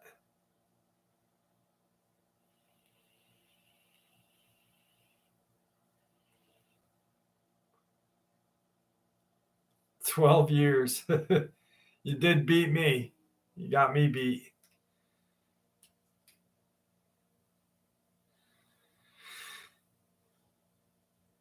Harley. Well, Buddy is named Buddy. His name's not Buddy. His name's Tigger, but I call him Buddy. He answers to Buddy. He answers to everything. I call him asshole and he'll come to me.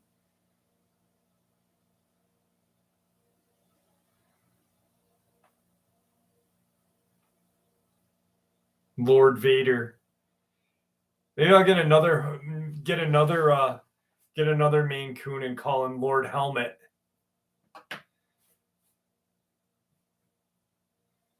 Do you think the ankle monitor on those Dogmen on the border is meant to gather info or data? I think if I were to guess, I believe that it was I'd say to monitor where they're going. Smiling Wolf, was that from Meldrum Politis and Steve, the $20,000?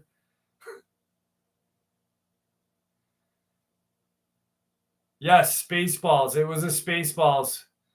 I'm glad someone caught the Lord Helmet one.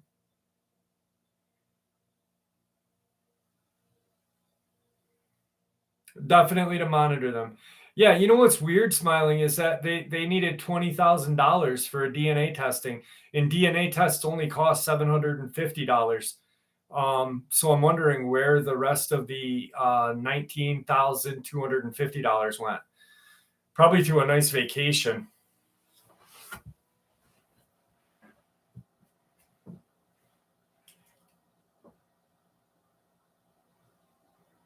No, I don't think it's true, Smiling Wolf. I don't. Unfortunately, I don't believe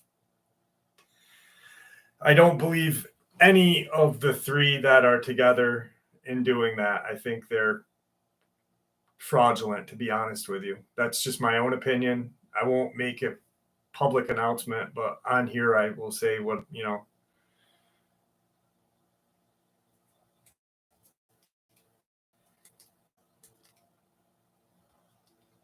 People Under the Stairs was good.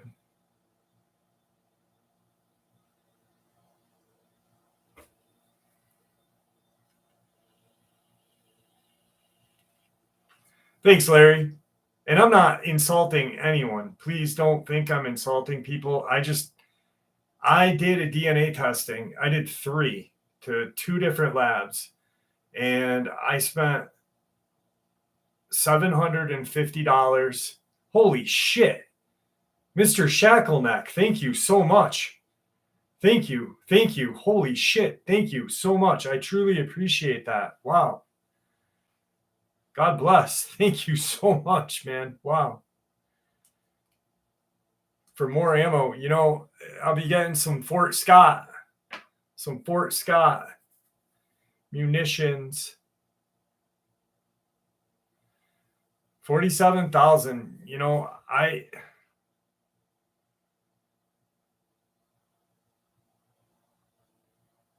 What do you think of the newer Godzilla movies? The newer Godzilla movies, I did like some. They reminded me, Thunderbolt, you be good now. Thunderbolt, be good. The new Godzilla movies kind of were, I don't know. When I was a kid, I loved Godzilla movies. And when Godzilla got beat up, I used to cry. And you can pick on me all you want, because I hated watching Godzilla get beat up. But I thought they were good. I thought they were really good. I didn't mind them. Fort Scott munitions is probably some of the best rounds ever. I love Fort Scott, and I'm not a spokesperson for them, but I will say they are a good round to have. Mr. Shackleneck, thank you so much. Wow. Skull Island was good. Ultraman. I used to have some old comics of Ultraman. Godzilla by what? The Blue Oyster Cult, right? Here's Johnny. Godzilla. Godzilla would kick King Kong's ass any day. Any day. Me too. Yeah. But I remember when what was it? The monsters, Here's All the Monsters or whatever, when Godzilla's son got killed by fuck. I forget who killed Godzilla's son, but dude, I broke down. I was like, what? Like every time Godzilla gets hurt, and King Kong too, though. Like I get sad. I was Godzilla 2000 with Matthew Broderick. That one sucked when it looked like I don't know. It looked like Godzilla was on acid. I didn't like that one. That one sucked nuts.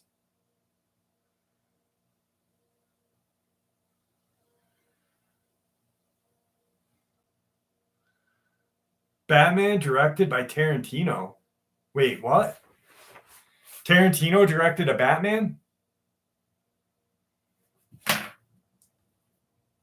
Is it a new one? Did he waste one of his 11? Oh, okay. Tarantino is awesome. Dusk Till Dawn, one of the greatest movies ever. Dusk Till Dawn is amazing. Yeah, no, I got that.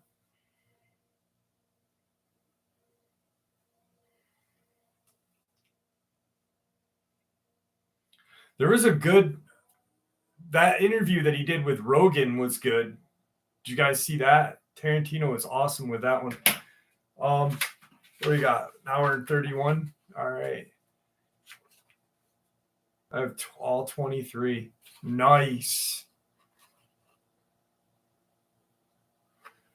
Wait, Godzilla vs. Wolfman? Rampage on the NES was good. Yeah, it was. Charlie, Godzilla vs. Wolfman, is that what you were saying?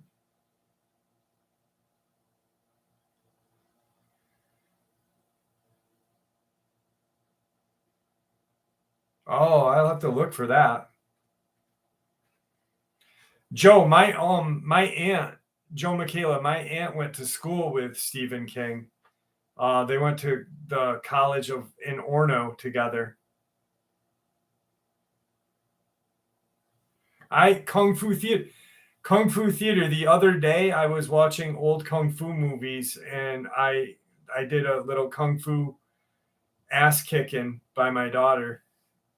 Four Rooms was good. Wow, I didn't think that many people saw Four Rooms. I loved Four Rooms with Quentin Tarantino and Rodriguez.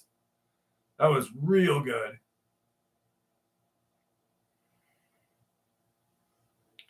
I didn't know he wrote True Romance. Huh.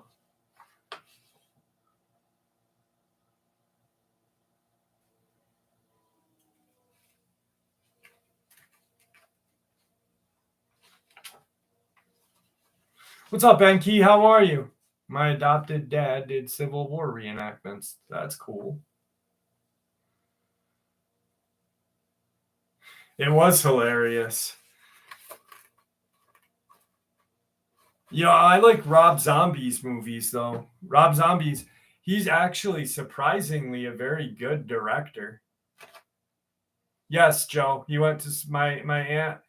They were friends. My aunt, where they filmed part of Pet Sematary is behind my aunt's house in Maine, and they went to Orono together. My aunt's car is filmed in Storm of the Century too. This Halloween remake were good. What's that other one? 3181 with the Nazi midget. 31. Yeah. With the guy from Cannibal in the Jungle. 31, great movie. Maybe Joe. Moose McGrew.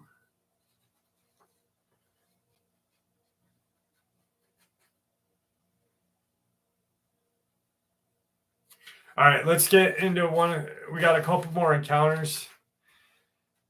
All right, here we go.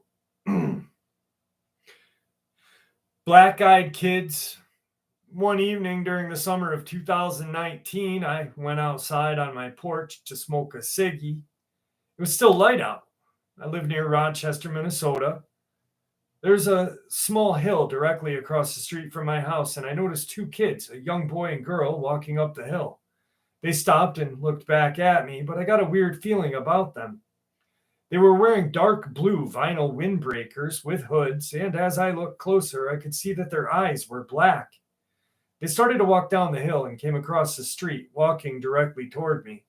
I was cordial, introducing myself to them. They continued to advance towards me. I was getting scared. So I quickly went into the house. I asked my wife if she heard me talking to the kids, but she had heard nothing. So I just put it out of my mind. The evening was quiet, and my wife and I went to bed at around 11 p.m. After several minutes of laying in bed, I started to feel strange. I looked toward the window. We have a one-floor ranch-style home. I saw the girl standing outside of my window. I freaked out and went to make sure all the doors were locked. When I got to the kitchen door, I could see the boy standing on the back porch. I ran back to the bedroom and grabbed my 45. I just assumed they were attempting to break in. By that, damn it, by that time, I was extremely scared. I went to pick up the telephone and call 911, but the next thing I remember, I was waking up in bed the next morning and it was 6 a.m. My wife was awake and looked at me and said, "Where'd you go last night?" I told her I didn't go anywhere. She said she heard the back door close around midnight and that she went to go see what was going on and she couldn't find me. I told her what happened and she thought I was hiding something from her. I still don't know what happened. I've read about lost time and alien abduction, but I always believed it was bunk. I still don't really believe in it. Were these black-eyed kids or aliens? By the way, I no longer smoke. I just don't have the urge anymore. Why? I have no idea, but I had smoked for 30 years. Wow.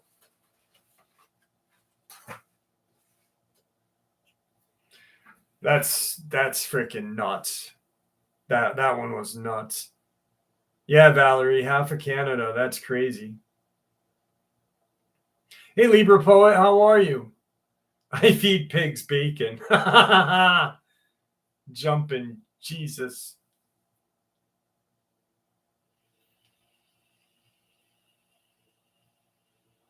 District 13 or District 9. District 9 was good. I like that movie.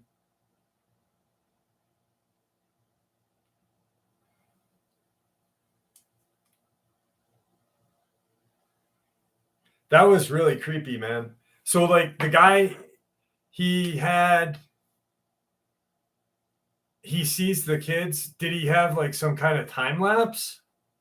What the hell happened? And what the hell happened to my voice in the middle of it? Damn.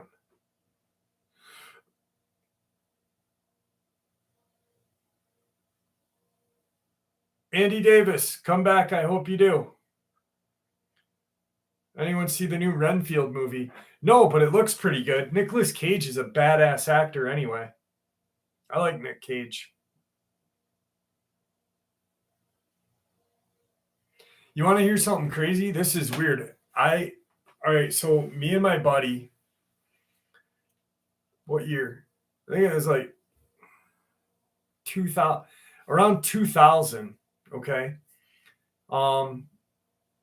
I had just sold, I traded in my RX-7, my convertible RX-7 for 2003 Chevy S10 Extreme. I hated the truck. It was garbage. And sold it back to the dealership. Me and my buddy went to go look. I was going to buy another RX-7. I was going to buy a 94 RX-7. And me and my buddy show up at this house. And the dude's got like 3 Porsches in his driveway. It's this huge house, like huge. And it's in a rather rich part of New York, below Saratoga Springs. And the guy looked identical to Nicolas Cage. And still to this day, I often wonder if the guy was related to Nicolas Cage because he was rich as hell. I mean, he had 3 Porsches, an RX-7. His wife had like a Range Rover. And I was like, this is crazy. Twave50, I didn't see it here. What's up, Twave50? Crawl and Beastmaster. Beastmaster was cool. Nicolas Cage is genius level. Nicolas Cage and Johnny Depp, those two together, that would be a badass movie. They'd be doing something good, right? Jane is the most kindest person I have ever met. Her heart is opposite of the Grinch's. The Grinch's is like 8 times too small. Jane's heart is 8 times too large.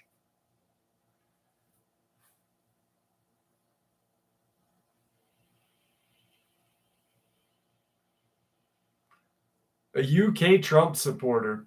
Yeah. I just bought my daughter, well, not just, but I just got my daughter the new Metallica album. She says it's pretty good. I can't listen to it though, because it's not Metallica to me.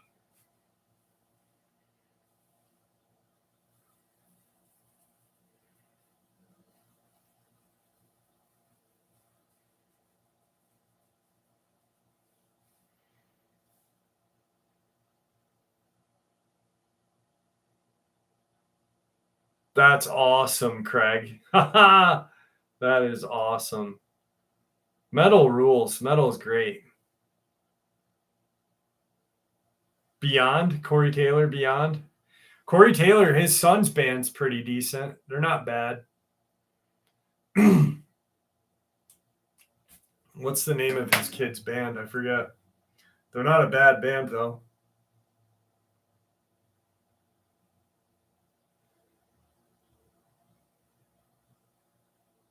Upstate New York counties declare a state of emergency. What? What's going on? Block. What the fuck? Oh, what? Dude, upstate New York, we're declared a state of emergency because of the people coming from Mexico. Those son of a bitches. I'm gonna get canceled for that. No. How many times has Aerosmith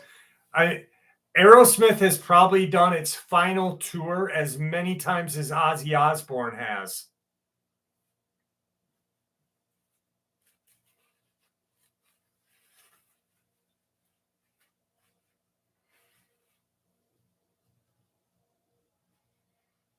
I know we're all pretty much canceled.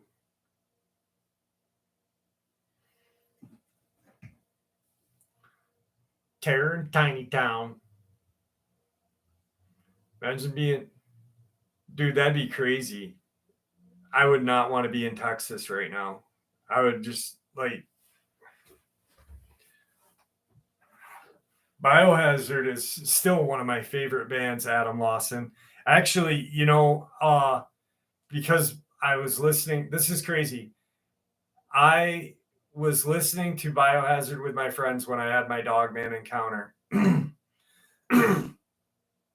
And one of my favorite shows, and I've watched it about 900 times, is Oz. And it has the lead singer, the lead singer from Biohazard in it. And it's such a cool freaking show. Yeah, the dude with the headband. Martha's Vineyard did. They were like, Martha's Vineyard saw him come into the island and they were just like, get the hell out.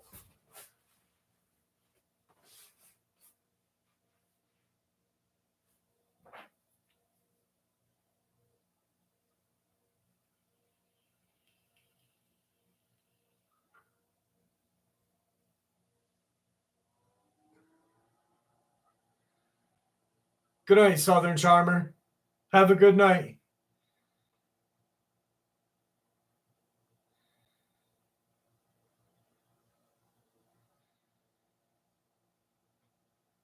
I had a girlfriend that listened to the Goo Goo Dolls and considered them to be like heavy rock. And I was like, what?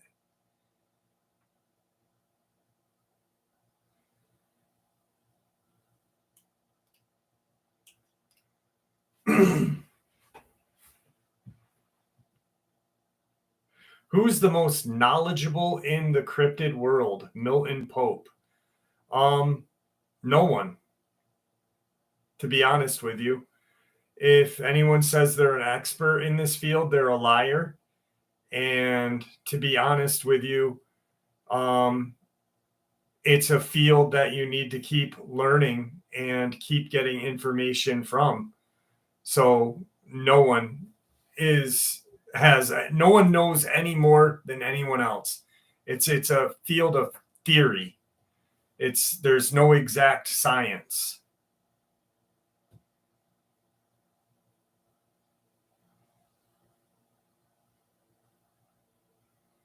The government. Victor's a hunter. He's just a hunter. He said it before. He's a hunter, so he knows what he knows. He doesn't know anything more than, but it's just, I learn from you guys learn from me, That's why I like doing this, because I learn constantly from you guys. When you guys send me encounters and shit, I just keep getting better ideas and stuff. Have you ever been to Ohio? No, Craig, I've never been to Ohio, but I really would like to go to Ohio. And I know it's very haunted, and I'd like to go do some paranormal investigating there. Thunderbolt, shame on you. And Andy Davis, he doesn't run after them. He's said it, and if you've listened, he's old. He'll admit that he's old now, and he will patiently set traps up. He's pretty much going to be done very soon. Thanks, Rod. I appreciate that. God bless you. I really do appreciate that. Fire ants versus Dogman. I fucking hate fire ants. I don't know if you guys can see it, but I have a scar right here. And I fell asleep outside. And I had gotten bit by fire ants on the side of my right here. And the hair will not grow there. And when I get a tan, you can see like all the little bite marks there. Hector Morales, what's up? Don't be flirting with Libra Poet now. Just kidding. Milton, that's not true.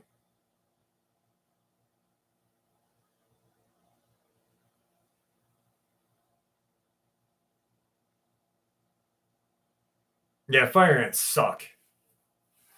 Les Claypool, one of the best bass players ever. You're absolutely right.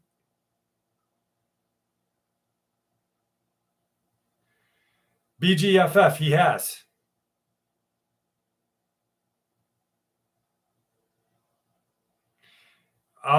He's not called me yet. He's still up here, I guess. I will be waiting for him, though. Les Claypool lives near you? Holy shit.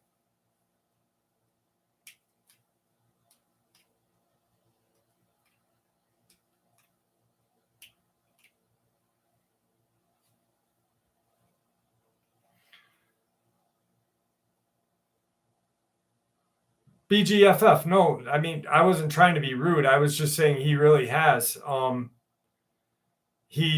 I've shown, Jane can attest to this, that, and I've tried to show as many people as I can, the emails from the CIA that I've received. What is his proof for you? I've seen multiple pictures, and some other strange stuff.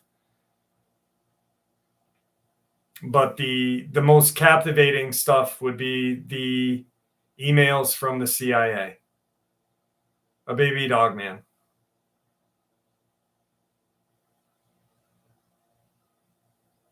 Wait, Blake Shelton used to play in your school, in your middle school? That's pretty freaking cool. Yeah, Sherry Chriswell has seen them.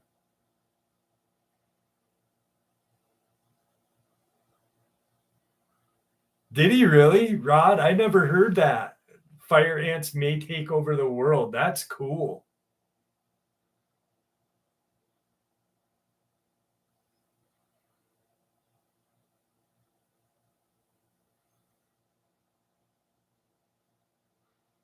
Wait, what? Libra poet, what? Hang on a second here. Jeff, something that may raise some eyebrows. Random fact, my nephew is the secret love child of one of the most famous artists in the world. Shh. The artist has refused the DNA test and paid off my aunt. Musical artist or artist?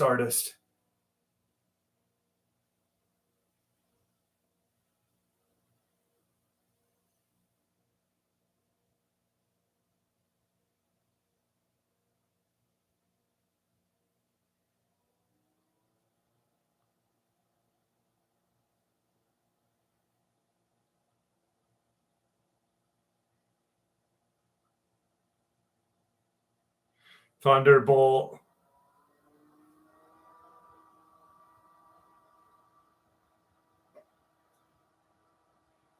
Milton, you know, I'll tell you, and this is to Milton Pulp because Milton's new and he said, I don't know who to believe. So believe your heart, okay? If something sounds really way out there, who's Wayne Newton? If something sounds way out there, don't music artist in the 60s, it was terrible. NDA and silenced. Oh shit. Anyway, back to Milton. So being new to the field, there's a lot of BSers out there. If anyone says they're an expert, or if anyone tries to push their views onto you,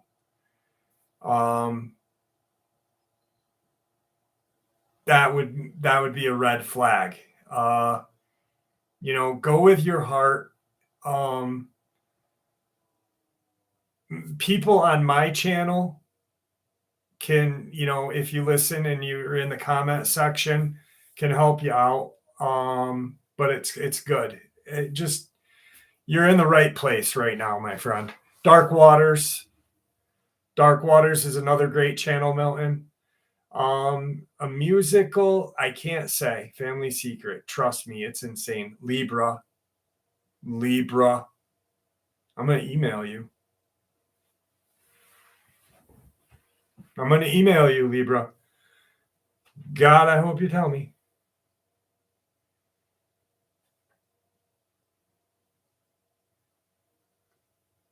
Thunderbolt and lightning, very, very frightening me. Absolutely, it's impossible to be an expert.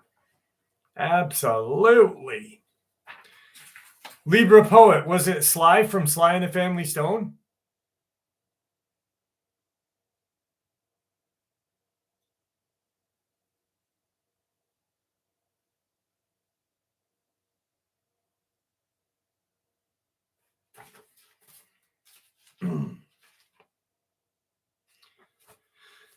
All right. I got a pretty long Dogman encounter for y'all. Y'all have fun in the chat while I narrate this Dogman encounter, all right? Y'all want to hear it?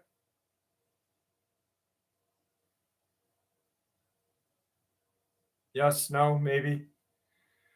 We're all enraptured in who Libra Poet's nephew is, for God's sakes. Who's the daddy? All right, here we go. It happened back when I was 10 years old, the summer of 1979. Looking back, I had the ideal childhood, which is quite rare now. I'm from the Triad area of North Carolina, from an area that was relatively rural at the time. I was pretty much a free range kid so long as I was home for supper and there weren't any problems. Much of my time was spent playing in the woods, creeks within a mile or so from home. Naturally, being a bit of a country boy, I was obsessed with hunting, fishing, guns, bows, and arrows. Did I already read this? Hang on a second.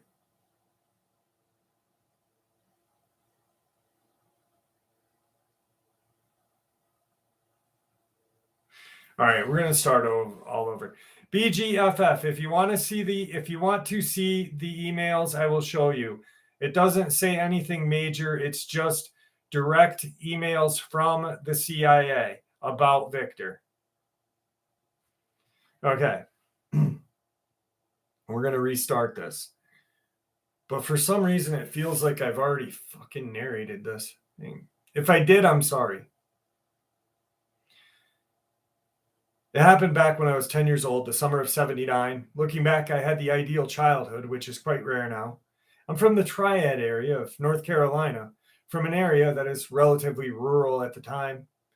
I was pretty much a free range kid, so long as I was home for supper and there weren't any problems. Much of my time was spent playing in the woods, creeks within a mile or so from home. Naturally, being a bit of a country boy, I was obsessed with hunting, fishing, guns, bows, and arrows, and especially deer hunting. I read hunting magazines, ferociously soaking up everything I could about habits of white-tailed deer. I did read this already. God damn it. Thought I had a fresh one for y'all.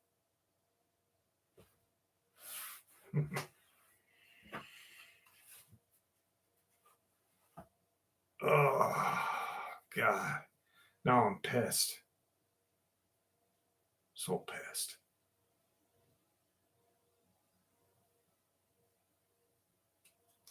Jeff, I live in Ohio. Can you stay at my house anytime as long as you want? I mean, that sounds like fun. Purpose and Grace, I don't make up stories. I'm not other channels. I'll think of a cool experience to share with y'all in a minute. Ugh.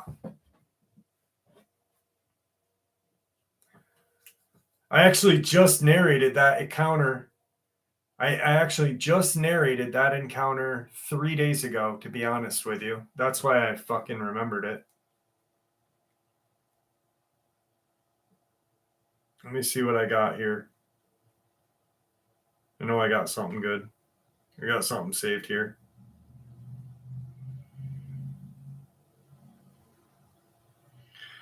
I'll pull one out of the hat right now.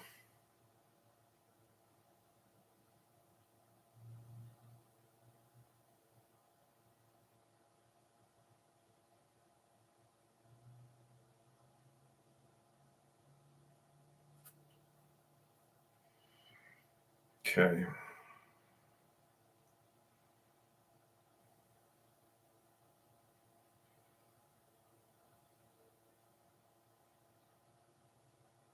Let's see what I can get.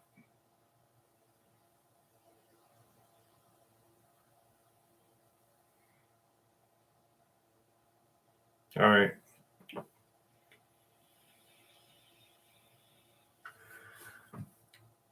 My mother owned a horse farm in Maryland. We lived in a fairly residential area, but it was still very desolate. It's easier to understand this experience with the layout. Our driveway is around a mile long, with a dog kennel being the first building that you see on your right. If you go a bit further from the barn and the house, are fairly close together with a paddock in between the barn and the woods. Around 2 years ago, my mother had me dump a wheelbarrow of our manure pile out in the woods. This was during the winter, so it got dark pretty fast.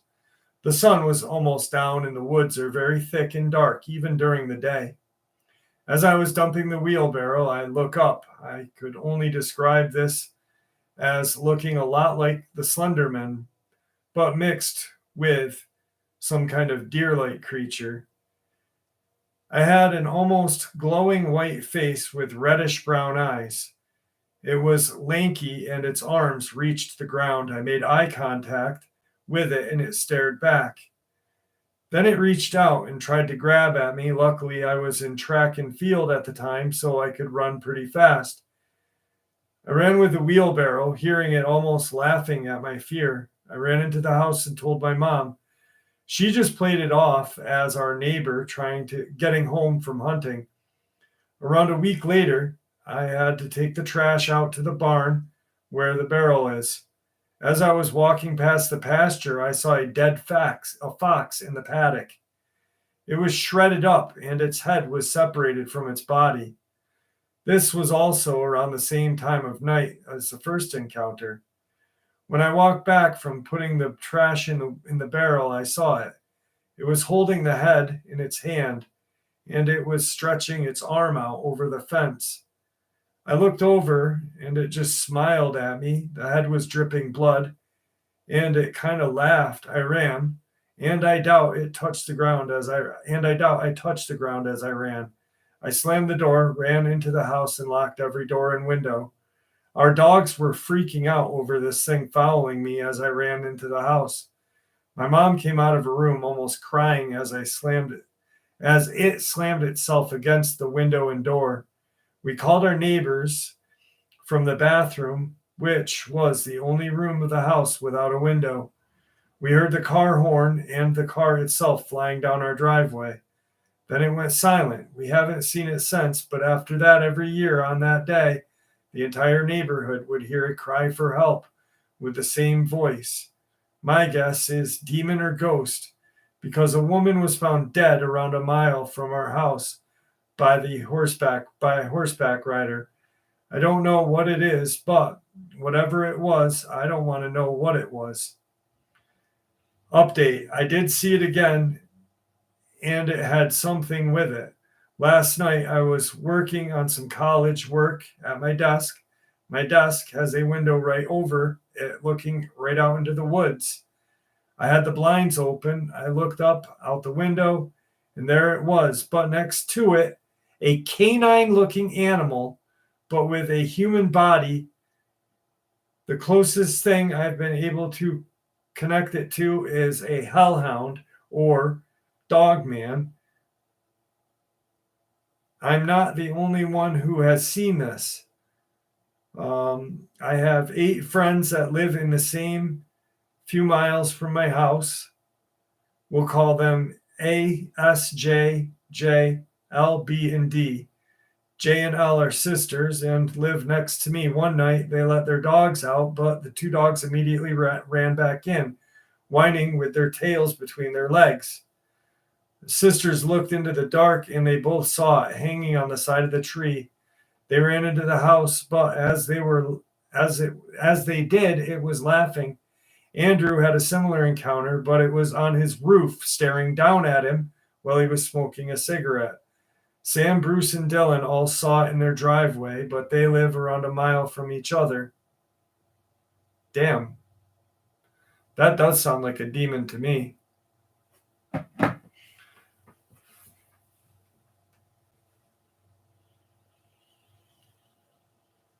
What's up, T. Chambers? How are you?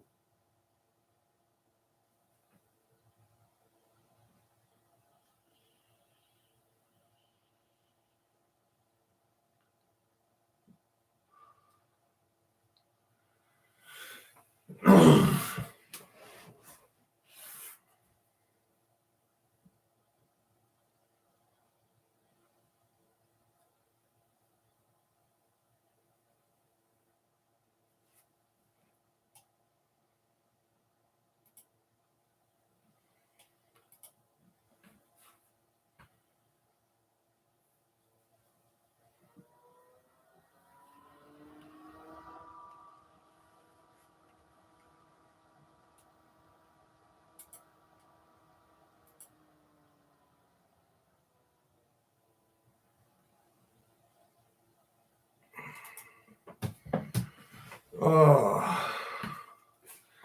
All right. I think when winters are bad, they come closer to town. Absolutely. I think that too. Have I missed any Bumpus Mills updates? Nothing from Bumpus Mills in a while. Last thing I got was from the kids that had fished up that way.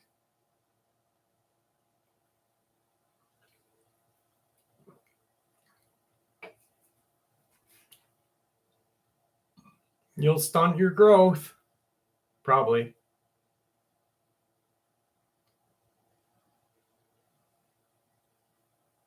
Ooh, someone got it right. God damn it.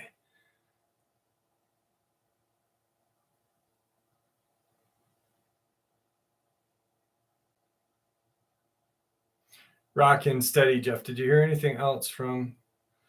No. When I had to go to court for everything, they dismissed everything.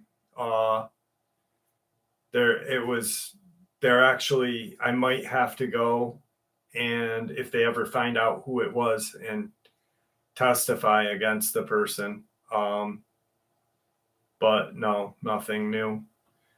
And it was weird because my vehicle, I had just bought in my new Subaru, and well, it's not new, it's a 2020.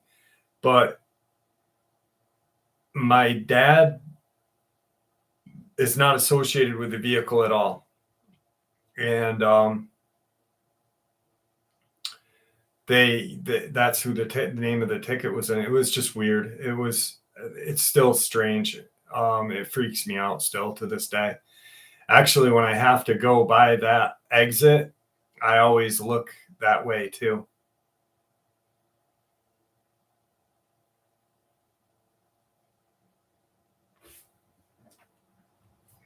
It was definitely a strange incident, and I don't know how to explain it. It was just freaking scary.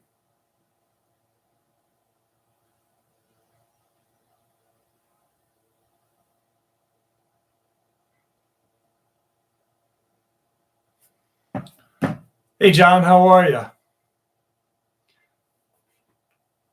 I did get your email, Adam.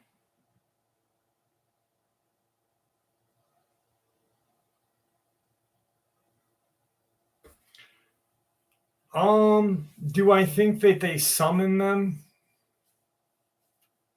I don't know. Maybe not. I think more or less they're at random. No, not yet, Big Gun.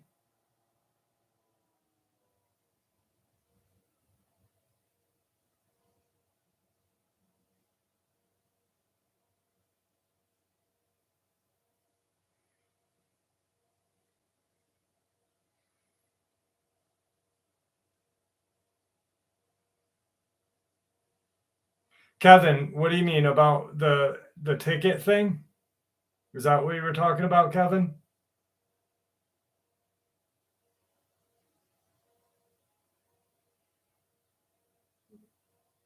My favorite Dogman experience. I don't know. I don't know if I have a favorite encounter. I have some that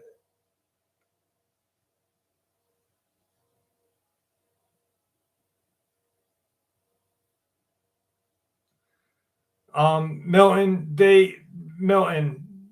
the reason why Dark Waters and he have bad feelings to each other is because Dark Waters called him out. Dark Waters is a great channel, but he's not like me. I don't call people out. He does. He calls it when he sees it. One of my best friends actually, but he'll call it when he sees it. Yeah, it was a crazy experience, brother. It was crazy, Kevin. Thank you.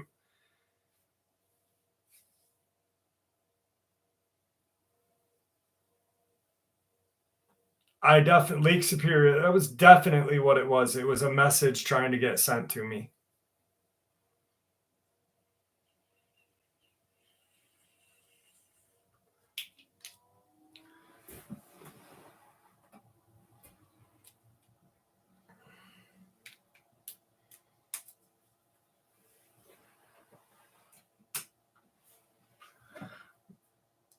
Sorry to bring it up. No, Rockin' Steady, you're fine. You're cool. Don't worry about that. I'm not. It just DW better than Swamp Donkey. That Swamp Donkey is the greatest song on earth. You guys know the song, right? Dark Waters made a song about Swamp Dweller, and Swamp Dweller got violated by Bigfoot. It was pretty good. And I'm a swamp donkey.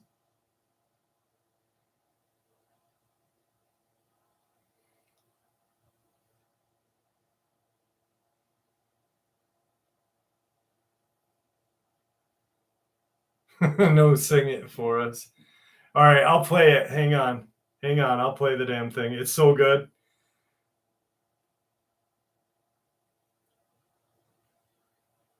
Dark Waters. Swamp donkey. Here it is.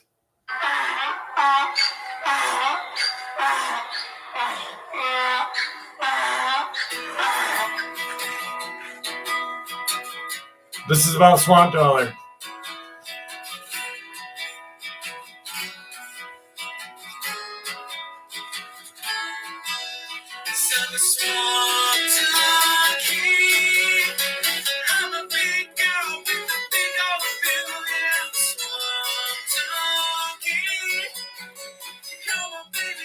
In our last story, we touched on the horrible upbringing of Swamp Donkey, how his parents abandoned him at the steps of a fire station,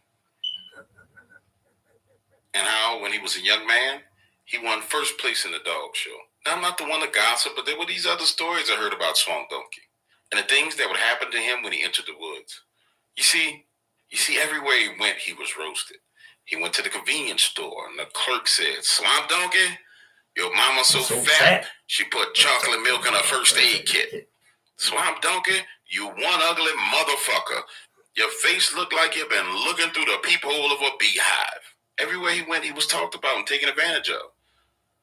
And this forced Swamp Donkey to resort to a life in the wild. There, in the wilderness, Swamp Donkey finally found peace. Peace with himself and his looks. And a place where he was left alone with his thoughts.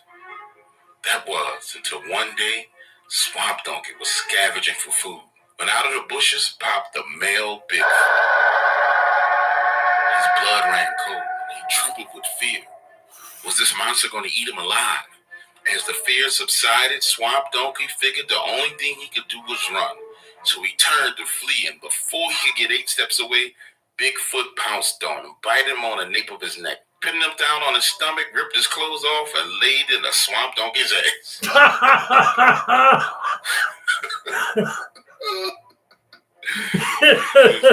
He laid into his ass. Before that Swamp Donkey ass out. And when he awoke, bleeding, dazed, and confused,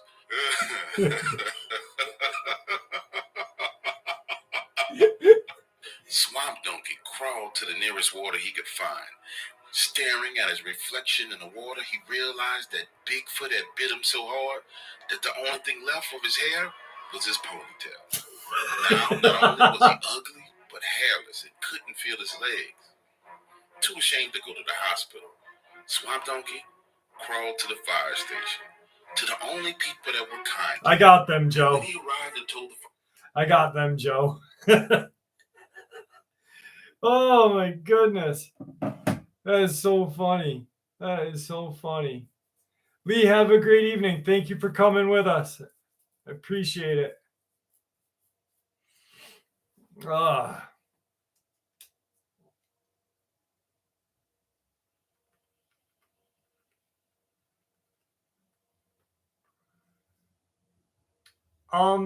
I thought the photos were good. I really think, hang on a second, my eyes burn. I really think that what was fouling me was whatever was below me when I was on that hill. I don't know. I hate saying it because, like, I don't like people thinking that I'm, whatever. But anytime I go up there, I always feel like something is watching me there, Tell me what you do think there is, Dogman. The same. I think that Dogman and Hellhound may be the same or what, but no. BGFF, yes, in my video.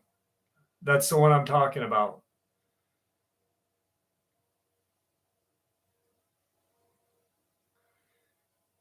When I'm walking, yeah, it was trailing me. I said I think it was the thing that I heard when I was down below. The Legend of the Long Dog, Long Dog, Long Dog of Long Dog. The Long Island, Adam.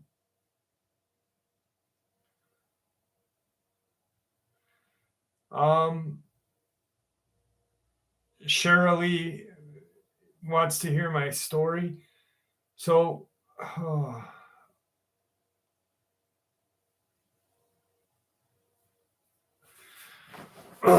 right.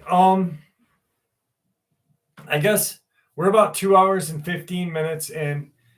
I'll quick share my Dogman experience because someone hasn't heard it, and then we'll go from there. Year 1994, and we were in between South Glens Falls and Saratoga Springs in a town called Wilton. There's a prison not too far from where we were. It's an abandoned prison, and just tons of woods, mountains, and the Hudson River Valley is behind us. We were in a cul-de-sac. There was some houses that were getting built, and we were just hanging out. There was like 6 houses, skeletonized, that random build. There was myself, my friend Martin, who was Czechoslovakian, his girlfriend, my girlfriend, and our friend Gabe, who was driving the car because we were all under 18 years old, so we couldn't legally drive after 9. So we're all hanging out. We're listening to Biohazard. We weren't drinking. We weren't smoking weed. We were smoking cigarettes. And we hear this like shriek, howl, growl noise that just didn't sound earthly. The girls immediately were like, vampire. During the process of this, my buddy Gabe is in the car during the whole thing. He was controlling the music and doing that. They ran in the car. We can see eyes, different levels of eye shine coming through the woods. T-Bolt, have a good night. And TW, no, why would I do that? I don't like the person, and I don't think he's a legit person at all. Anyway, so we are like, what the hell are these?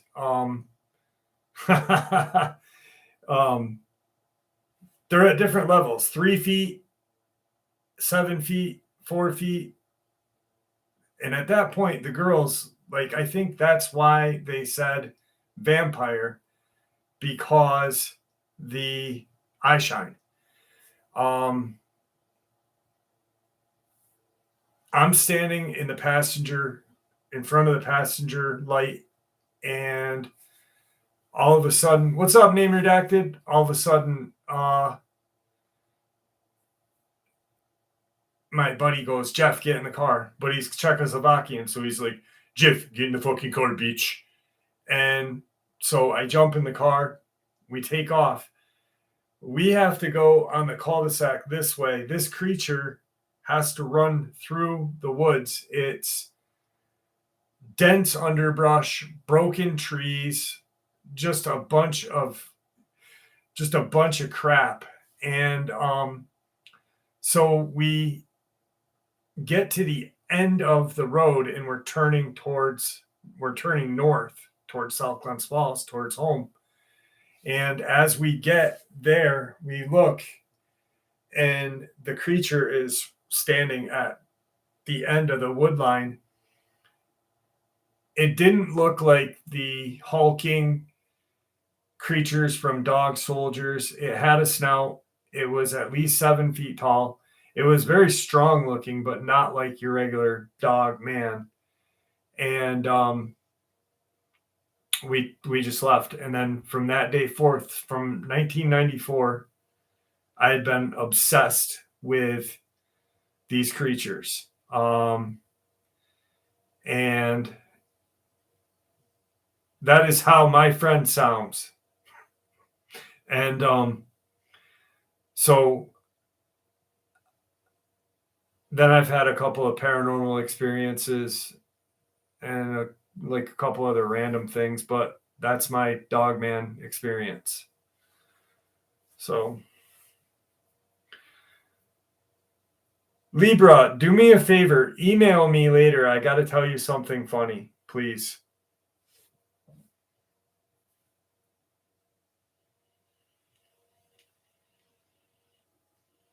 No Thunderbolt. I definitely didn't score that night. God damn it. No, I'm just kidding. I did. Did I? Yeah, I did, probably. Anyway, the thing of it is the creature, I thought it was a Sasquatch because of how, if it looked like the underworld or like what Silver Bullet or whatever, I would have immediately said werewolf, Dogman, whatever, right? But I've said this story before, and people are like Anubis. It didn't look like Anubis because the photos of the statue of Anubis, he always looks like uniformed standing. This creature, I remember its legs looking so strange because it didn't look like it should be able to hold the body up and move the way it did, it ran through the woods so quickly. That was the weirdest thing because the houses were being built. All that was trees where the road was. They just pushed all the trees and shit into the woods. So whatever these creatures were, they were running through the woods, and the brush, the broken trees, the sand piles, the shit that's out there wasn't affecting their run. So it was just, I don't know. It was crazy. I hear you there, Joe. I hear you there.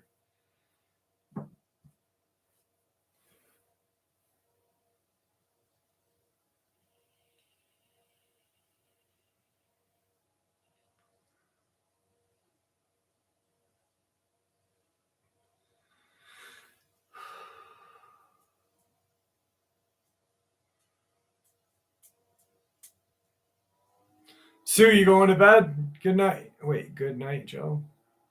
Joe's going to bed? Who's going to bed? Sue G's going to bed. Good night, Joe. Or good night, Sue G.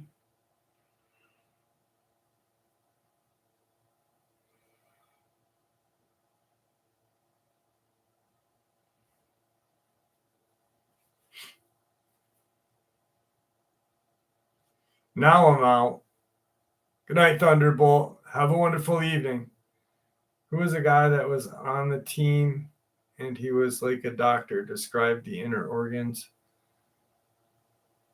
Who was that guy that was on the team and he was like a doctor? Describe the inner organs of one. Very strange. E-Rev, I don't know what you mean. I don't know what you're talking about, brother. Nico, what's up? I didn't see you there. Sorry I didn't acknowledge you earlier.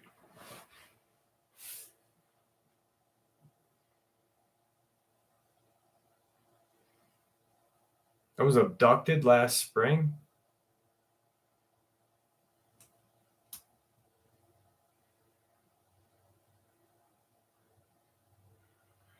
Jim Brunson, have a great night. Thank you for coming here. Appreciate that.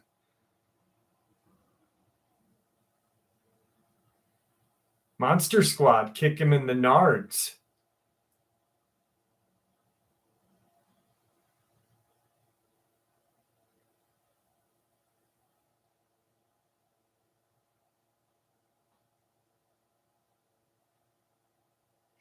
Yeah, if you Erev, if you find it, email me what you meant, and we'll talk that way. Never chatted, but watch very often. I can't keep up with your channel. How do you do it? Well, I work about 16 hours a day, and I just push through every day. I just want to share, and I don't know. I love my community. I love you guys. You guys are awesome. MJ, just now, I have it. I do have a couple of your experiences, actually.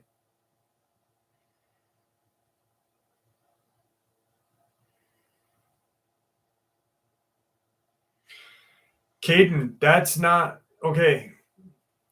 Don't drop the soap near Bigfoot is the craziest thing. Abundance. Jeff has created financial abundance by pursuing his passion. MER, that is not true. The craziest Bigfoot experience. Oh shit. Someone asked me the experience that sticks in my head the most. The Dogman experience that sticks in my head the most would be the ambulance driver from Connecticut. And the Bigfoot encounter I was just talking about, did that guy ever give you good proof, Jeff? What guy?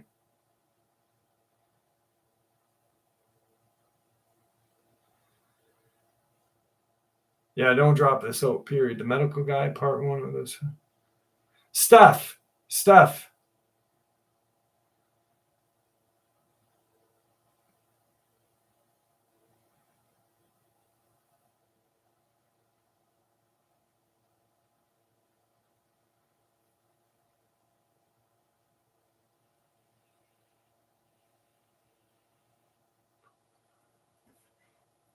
Jimtown Road. So, Adam, you're in Tennessee.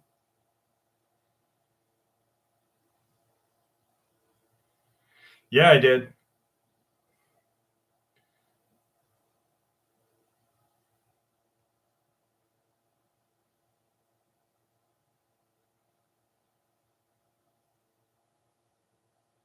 A natural ninja of the woods.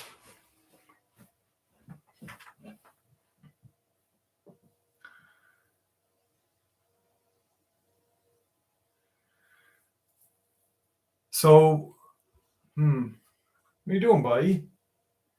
Well, my cat's leaving. Come here, buddy. Come here. Want to say goodbye to everybody? No? Fuck you then. What do you want to talk about now?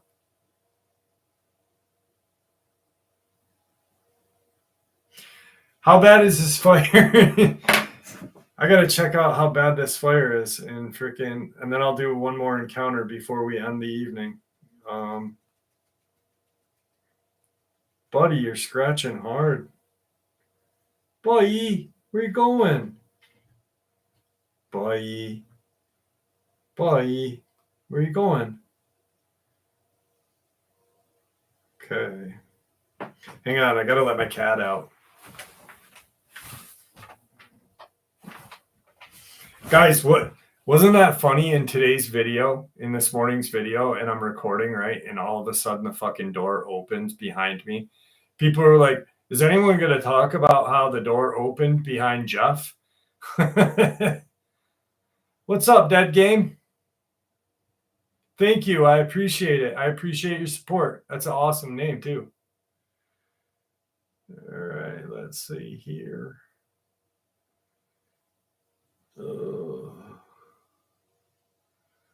Let me see what I can find.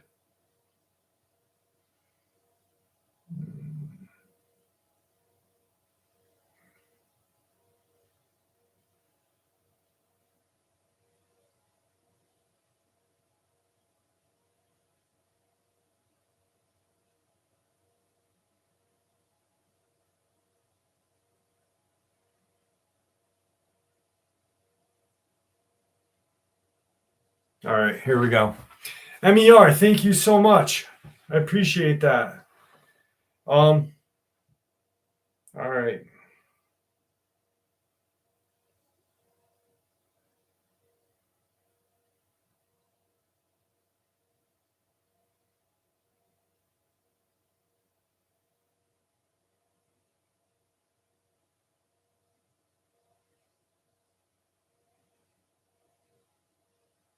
Hang on, I just want to make sure this is not anything I've ever shared.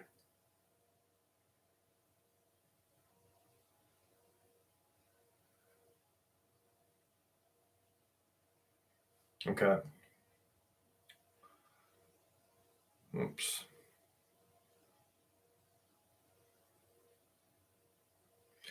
This took place in Alaska. Me and a few buddies who worked decided to go to Anchorage, Alaska to see.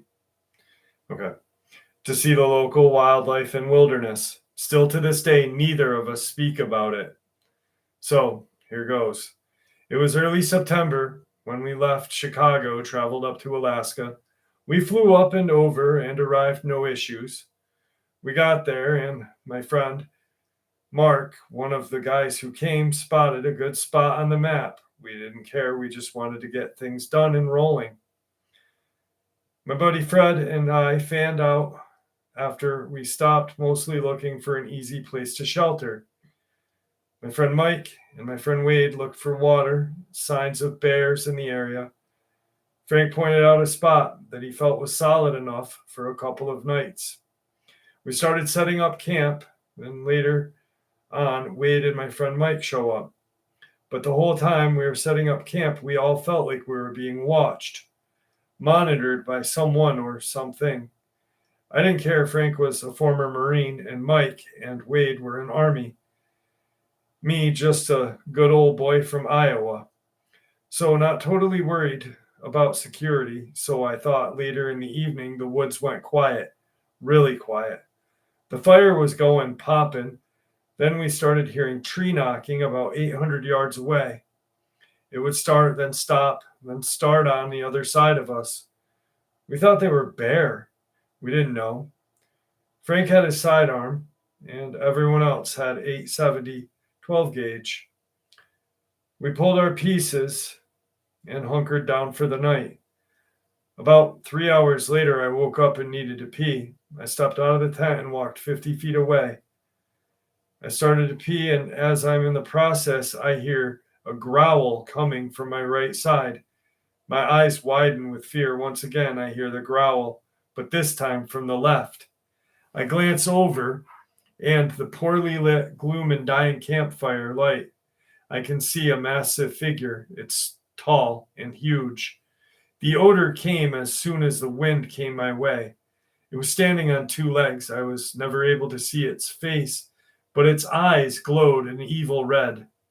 I turned and bolted as fast as I could to the tent, made it in, zipped it shut, and turned to get Frank up. And he said, I'm already up, pistol in hand, ready to fire when needed. Frank leans toward me and motions me to lean in as well. I did hear it, what he needed to say. Frank stops and says, I was about to yell, like really WTF, till we hear this thing outside walking around. Thud, thud, thud. We text Mike and Wade from their tent. So if they're up, bing, text back. WTF is out there. Frank decides, tell them, lock and load and be ready. Hours and hours went by, but we could still smell them and hear them. Then every once in a while, they'd move more. 6 hours later, the sun comes up. No smell. We open the tents, and all our food in the trees are gone. Our food bags and garbage bags are gone. I told Frank what I had seen, but he swore up and down that they were bear and nothing else. I want to know what we saw.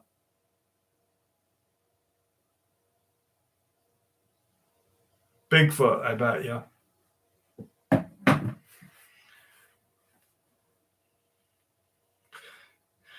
Jeff, have a good night.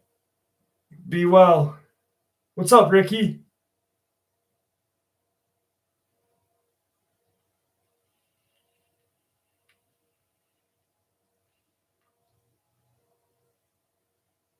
Anyone hear about prophecy of 3 days of darkness coming? Little dog, big heart. No, I have not.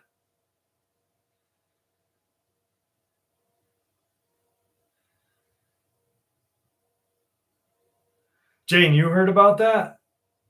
I need to look into that.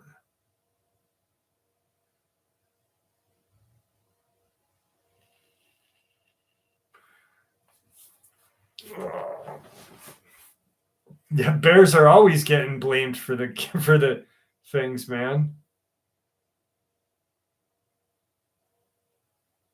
Yeah, I want to know. It's a religious prophecy. I'm gonna have to look into it tonight while I'm probably in bed looking.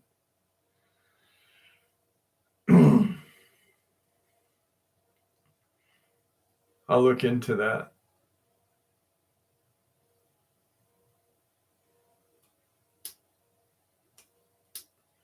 Joe, I will share those screenshots on the channel. I'm not going to share them tonight because I can't, and you guys wouldn't be able to see them though.